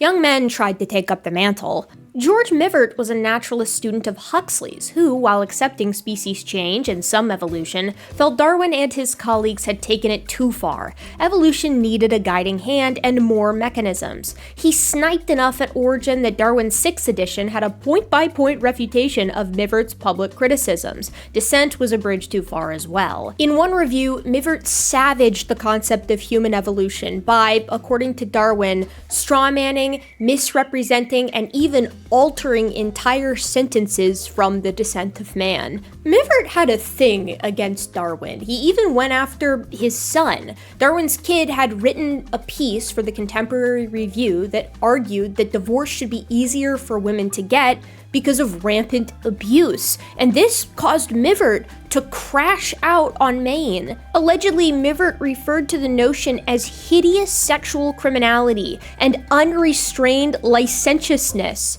Darwin would cease correspondence after that. Do you have anything you want to say to women?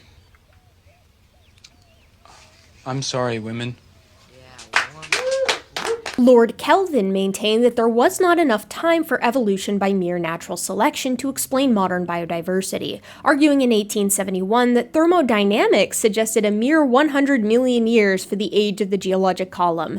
No, Kelvin thought that God must have sparked life, populating Earth with this germ using a meteorite, and then providentially guided evolution himself. These guys and their meteorites. The theologians and philosophers, the non-scientific academics, ranged wildly in their thoughts on evolution. There were the purely atheistic acceptors, there were the acceptors who were Asa Gray-style theistic evolutionists, there were the Lord Kelvin-style theistic evolutionists who thought of more of a tinkering, active God in the evolutionary process. There were old Earth varieties still bopping around, and at this point there were even still a handful of old-school diluvialists, or young Earth creationists. One of the most famous last-leg diluvialists of this time would be Princeton's Charles Hodge, who argued that evolution was just a hypothesis in his 3-volume Systematic Theology published in 1872.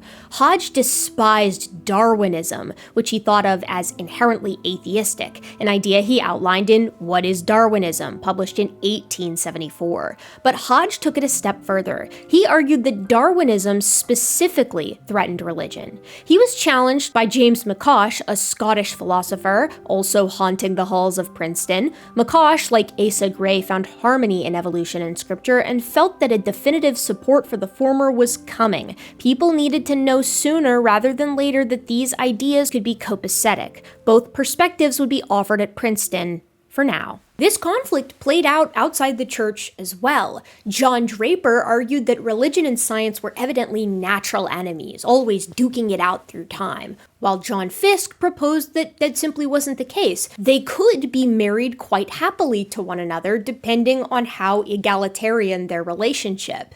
Darwin weighed in and, of course, supported John Fiske. Also, in the year 1872, came a surprising take on Neanderthal 1, some of the first Neanderthal fossils, if you will recall. Rudolf Virchow, a German anatomist and pretty strident skeptic of evolution, particularly human evolution, came out and proposed Mayer's rickety Cossack idea. That was actually right. And he'd also had rickets as a kid, and also a head injury as an adult, and also arthritis in old age. What of Gibraltar 1, the Neanderthal cranium and its implications?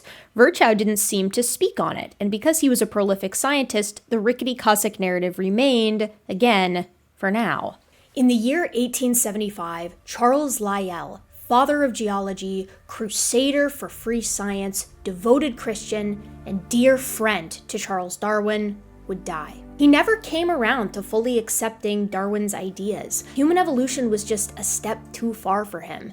But Darwin didn't care. He was a friend first and a colleague second. Considering his age, former views, and position in society, I think his action has been heroic. Lyell had gone so far in harmonizing his theology and his science, and allowing that to be an option for everyone in the Western world. He just couldn't go the full distance. Asa Gray would, and then some. Darwin greatly respected his colleague, despite their differences. In a letter to a friend, he remarked, "No other person understands my views and has defended them so well as Asa Gray. If I ever doubt what I mean myself, I think I shall ask him." In 1876, Asa Gray published his own seminal work, Darwiniana.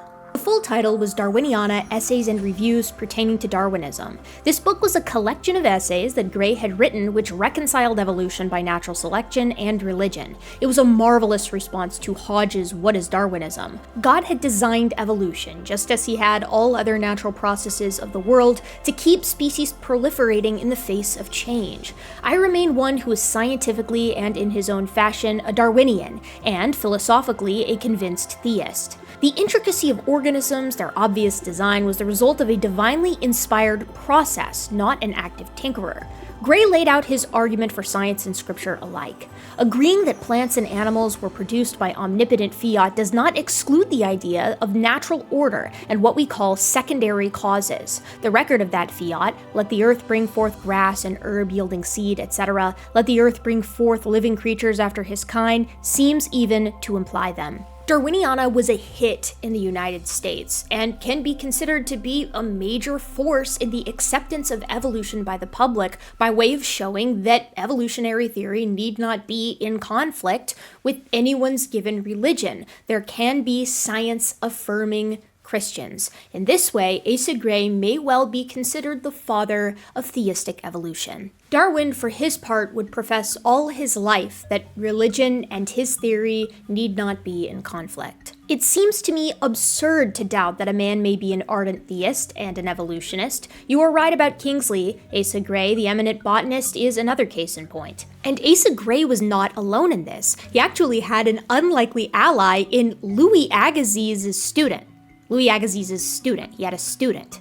Louis Agassiz was dead. Joseph LeConte, a professor of geology at the University of California, wrote Religion and Science in 1874, as well as a follow-up on the history of evolutionary thinking in 1888. In these volumes, he outlined support for evolutionary theory and reconciled it with his faith by discussing his initial skepticism under Agassiz before his eventual enthusiastic endorsement. The real question is, was LeConte an advocate for race science like his predecessor and mentor, Louis Agassiz? And the answer to that is, kind of. He was against slavery, but he was also against suffrage, so better than Agassiz, but he was no Asa Gray. As is probably obvious, acceptance of evolution and even common descent was the norm in the scientific community at this point. People like Owen were a dying breed, and even modern dissenters like Mivart saw the devil in the details, not the concept writ large. Othaniel Marsh stated in 1877, "To doubt evolution is to doubt science, and science is only another name for truth." Interestingly, one of Darwin's regrets was calling the mechanism natural selection, which he felt implied agency to nature rather than something like natural preservation. That same year, John Murray III, the publisher of both Lyell and Darwin's most influential and important books, would write and anonymously publish Skepticism in Geology, a plea to return to catastrophism and flood geology. One must imagine that his zeal for progress, inquiry, and conversation just outweighed his own personal opinion, an attitude I think we could all stand to embody a little bit more. In 1878, Adam Winchell, a theistic evolutionist, penned Adamites and Pre-Adamites. This book argued that humans had descended from pre-humans that lived before Adam. In a world of Joseph LeConte's and Asa Gray's, unfortunately, Winchell was a LeConte. He proposed that non-white people exemplified a pre-Adamite form of human, because, obviously, Adam himself was white. Yep, that tracks. Winchell was great at making geology exciting for people, but he would be fired from Vanderbilt for holding some questionable views on Genesis. Fired for racism? No, fired for evolution believing. By and large, this seemed to be a pretty uncommon incident. However, evolution cancel culture, and this is because, as I've been saying, most of the scientific community was on board with evolutionary theory and with common descent. It seemed as though, for special creation, time was up. With the scientific consensus more or less established for both biodiversity and the age of the Earth, these ideas began to meld together and blend out into the public with a little help from a new wave of dinomania. Long-necked dinosaurs like Cetiosaurus emerged from the ground in the UK, and out in the American West, Cope and Marsh couldn't find new dinosaurs fast enough, and now mammals too were a part of the bone rush. Both of these paleontologists had met while in Europe in the 1860s, and at that time they were evidently fast friends and nearly, dare I say it, besties. They would name reptiles after each other. But those who know the story of the Bone Wars know that this would not last. While in Europe, Marsh would become friends with Huxley and meet Darwin, a pilgrimage which may have represented one of the biggest differences between Marsh and Cope. Cope was a dedicated Quaker, more like Mivart than Gray. He accepted that species could change. Indeed, he had written about the dinosaurian affinity of birds, but he applied the hand of God as a driving agent in addition to naturalistic processes. Marsh, on the other hand, was a Darwinist through and through. Huxley would visit in 1876 and would lecture to a packed audience alongside Marsh and the latter's fossil collection, dazzling audiences with demonstrations of their connection to birds. The Bone Wars of the 1870s revealed towering sauropods, sinister theropods, and even more transitional birds linking the primordial monsters to modern avians. Ancient horses galloped from the Badlands, older four-toed to younger three-toed to modern horses, giving another transitional lineage for Huxley to lecture on. He compared the ancient and modern carnivorans, crocodilians, and fish, coming away finally in 1879 to declare, of paleontology, the evidence of many existing forms of animal life from precursors is no longer a hypothesis that is open to discussion. One can only imagine Huxley's reaction when, in 1881, a fossil formally discovered in 1875 was sold to the Berlin Museum, a new Archaeopteryx fossil, this time with a complete head filled with teeth. How wonderful it must have been for Darwin, who had so lamented the incomplete nature of the fossil record early in his career, to see the burgeoning field of paleontology introduce so many transitional species to the world. What progress, he remarked to Wallace, paleontology has made during the last 20 years. If it advances at the same rate in the future, our views on the migrations and birthplace of various groups of animals will, I fear, be greatly altered. Of course he was right. Huxley's linear progressions that he spoke on all those years ago are now magnificent bushes populated with thousands of species across space and time. But for Darwin to get to see his idea come to fruition and eventually acceptance, his early worries sated by the progress of science, wow. The next year, in 1882, Charles Darwin was in heart failure. At 73, he lay in his home in Down House, surrounded by loved ones, visited by close friends and colleagues from across the years. The shelves on his wall housed his life's work, including the original copy of Origin, the pages of which were scrawled with drawings made by his dear children. As he lay, attended by his wife Emma, he uttered his last words, "I am not the least afraid of death. Remember what a good wife you have been to me. Tell all my children to remember how good they have been to me." He died on April 19th. Darwin was originally to be buried close by, but the scientific community wouldn't have it. His colleagues, led by the president of the Royal Society, William Spottiswoode, organized to have him buried in Westminster Abbey, in what is now known as Scientists' Corner. Thomas Huxley, Joseph Hooker, and Alfred Russel Wallace bore their friend's casket to its final resting place, right next to the astronomer John Herschel. Darwin's funeral was attended by thousands of people: friends, family, scientific colleagues, enemies, philosophers, diplomats, politicians, the wealthy and the poor. And remember, this is in the mid-1800s. Darwin's influence simply cannot be overstated. Darwin's friends mourned. His old friend Asa Gray was overseas and could not attend, but he wrote to his family that Darwin's death was like the annihilation of a good bit of what is left in my own life. Darwin would be eulogized that day in Nature as an intellect which had no superior and a character which was even nobler than his intellect. When Darwin died in 1882, evolutionary theory and common descent were dominant in the scientific community on both sides of the Atlantic. A young Earth had been dead for decades, with species fixity falling more recently in time. Even those remaining dissenters like Owen, Mivart, and Cope, along with lesser-known names, held to a type of evolution and common descent. Further, through the tireless work of Asa Gray and other theistic evolutionists like him, the general public found a way to comfortably reconcile science and religion. All facets of being are subject to an endless stream of change. The trick is to adapt. From organisms to ideas, we learn and grow and evolve. Yes, there is grandeur in this view of life.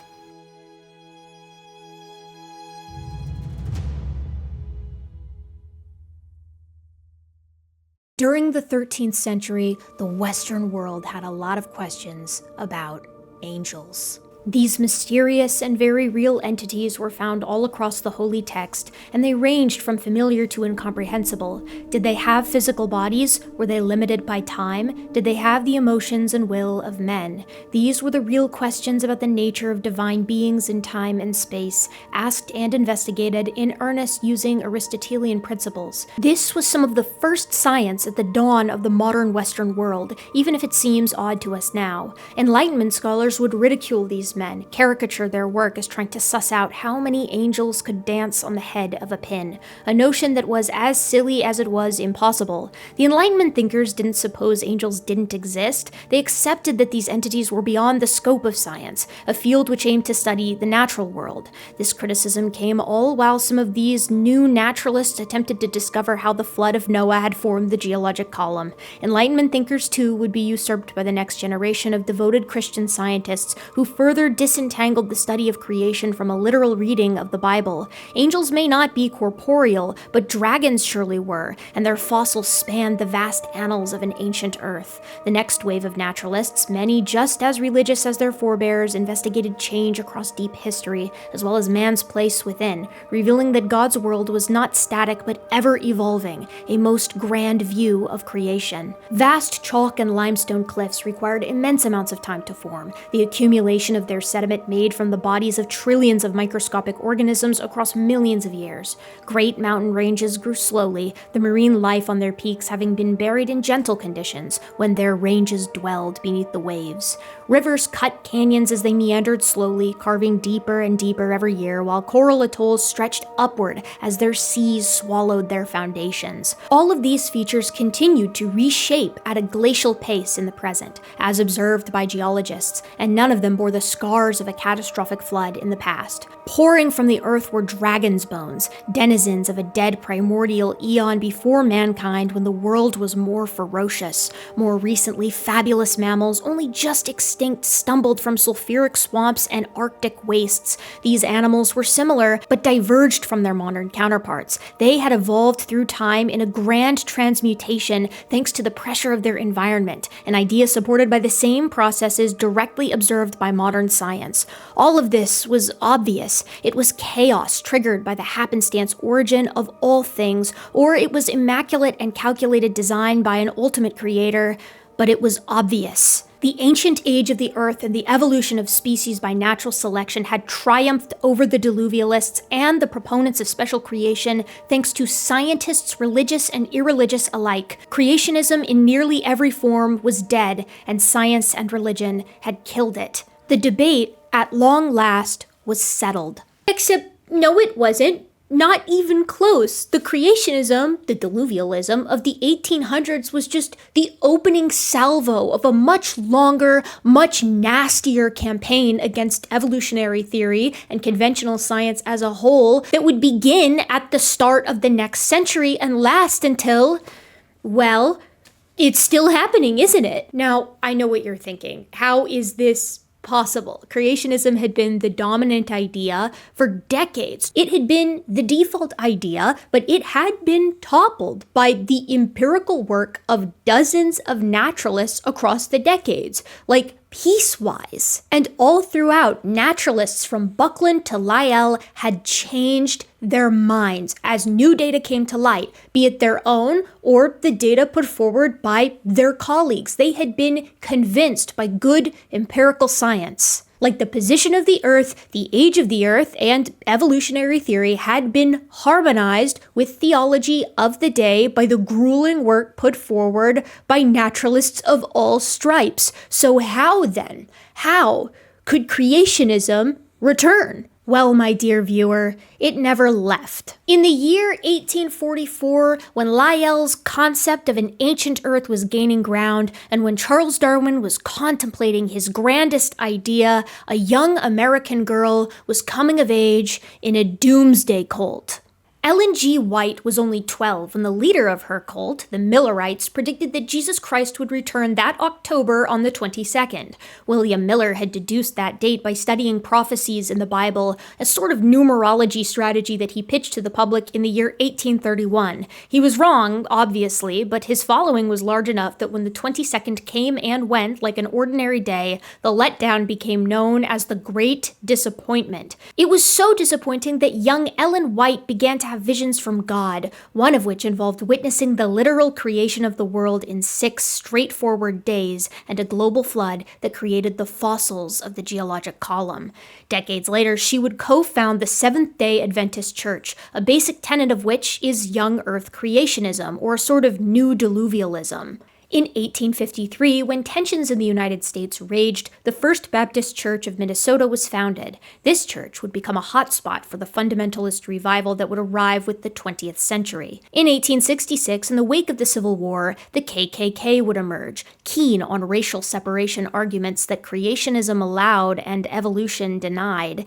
In the 1870s, evangelist Dwight D. Moody would rage against evolutionary concepts, a foundation he would bring to the Moody Bible Institute, one of the first Bible colleges which would birth thousands of conservative preachers hostile towards evolutionary theory. In 1892, George McCready Price, a Seventh-day Adventist, would begin his formal attack on evolution and the ancient age of the Earth.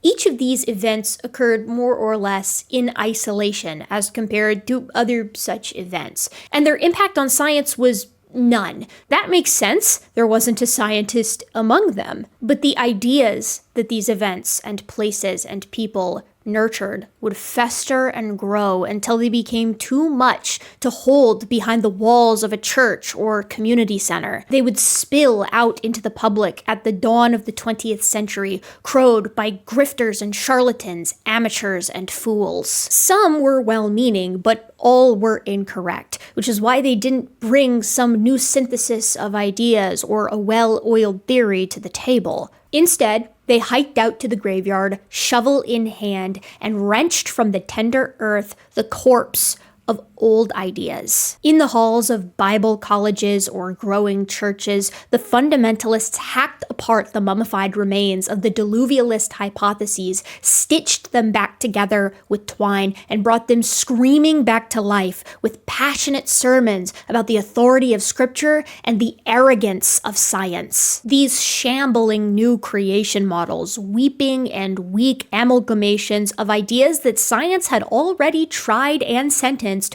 would be paraded about in the 1900s. They were found in the hordes of books and records and cassettes and tapes to the tune of millions, if not billions of dollars over the century. This was the age of zombie science, of undead creationism. How could these ideas take hold and proliferate so as to be vital in the creation-evolution battles of the 20th century when they were so frail as to be broken by the fledgling science of the 1800s? The answer is actually kind of obvious, although it took me a long time to see it. Creation science was killed by the 19th century, but the creation-evolution debates of the 20th aren't really about science. Not really. After all, the science was settled. In Mary Shelley's Frankenstein, Victor Frankenstein is not the monster, he's the monster's creator. But he's also the monster of the story himself. He's not the obvious threat in the form of a reanimated corpse, but he's the true threat in the sense that he has devised and carried out that creature's creation. Victor Frankenstein is the monstrous folly and arrogance of man. The monster is the vehicle Shelley uses to explore human nature, purpose, and fate. So here's the analogy. If the monster is the undead creationism of the 20th century, then Victor Frankenstein is the religious rights culture war for the soul of America, And that is what we'll be digging into in the next one. If you like what I do, if you enjoyed this documentary, please consider supporting me in the free way. That's liking, commenting, and subscribing. And if you want to support me in a more financial way, you can join my Patreon. Patrons get early access to videos when I'm on top of things, and they also get their names at the end of each and every video. So here at the end, I'd like to thank you from the bottom of my gentle and of course very modern heart for being such a curious primate, and I'll see you real soon next time.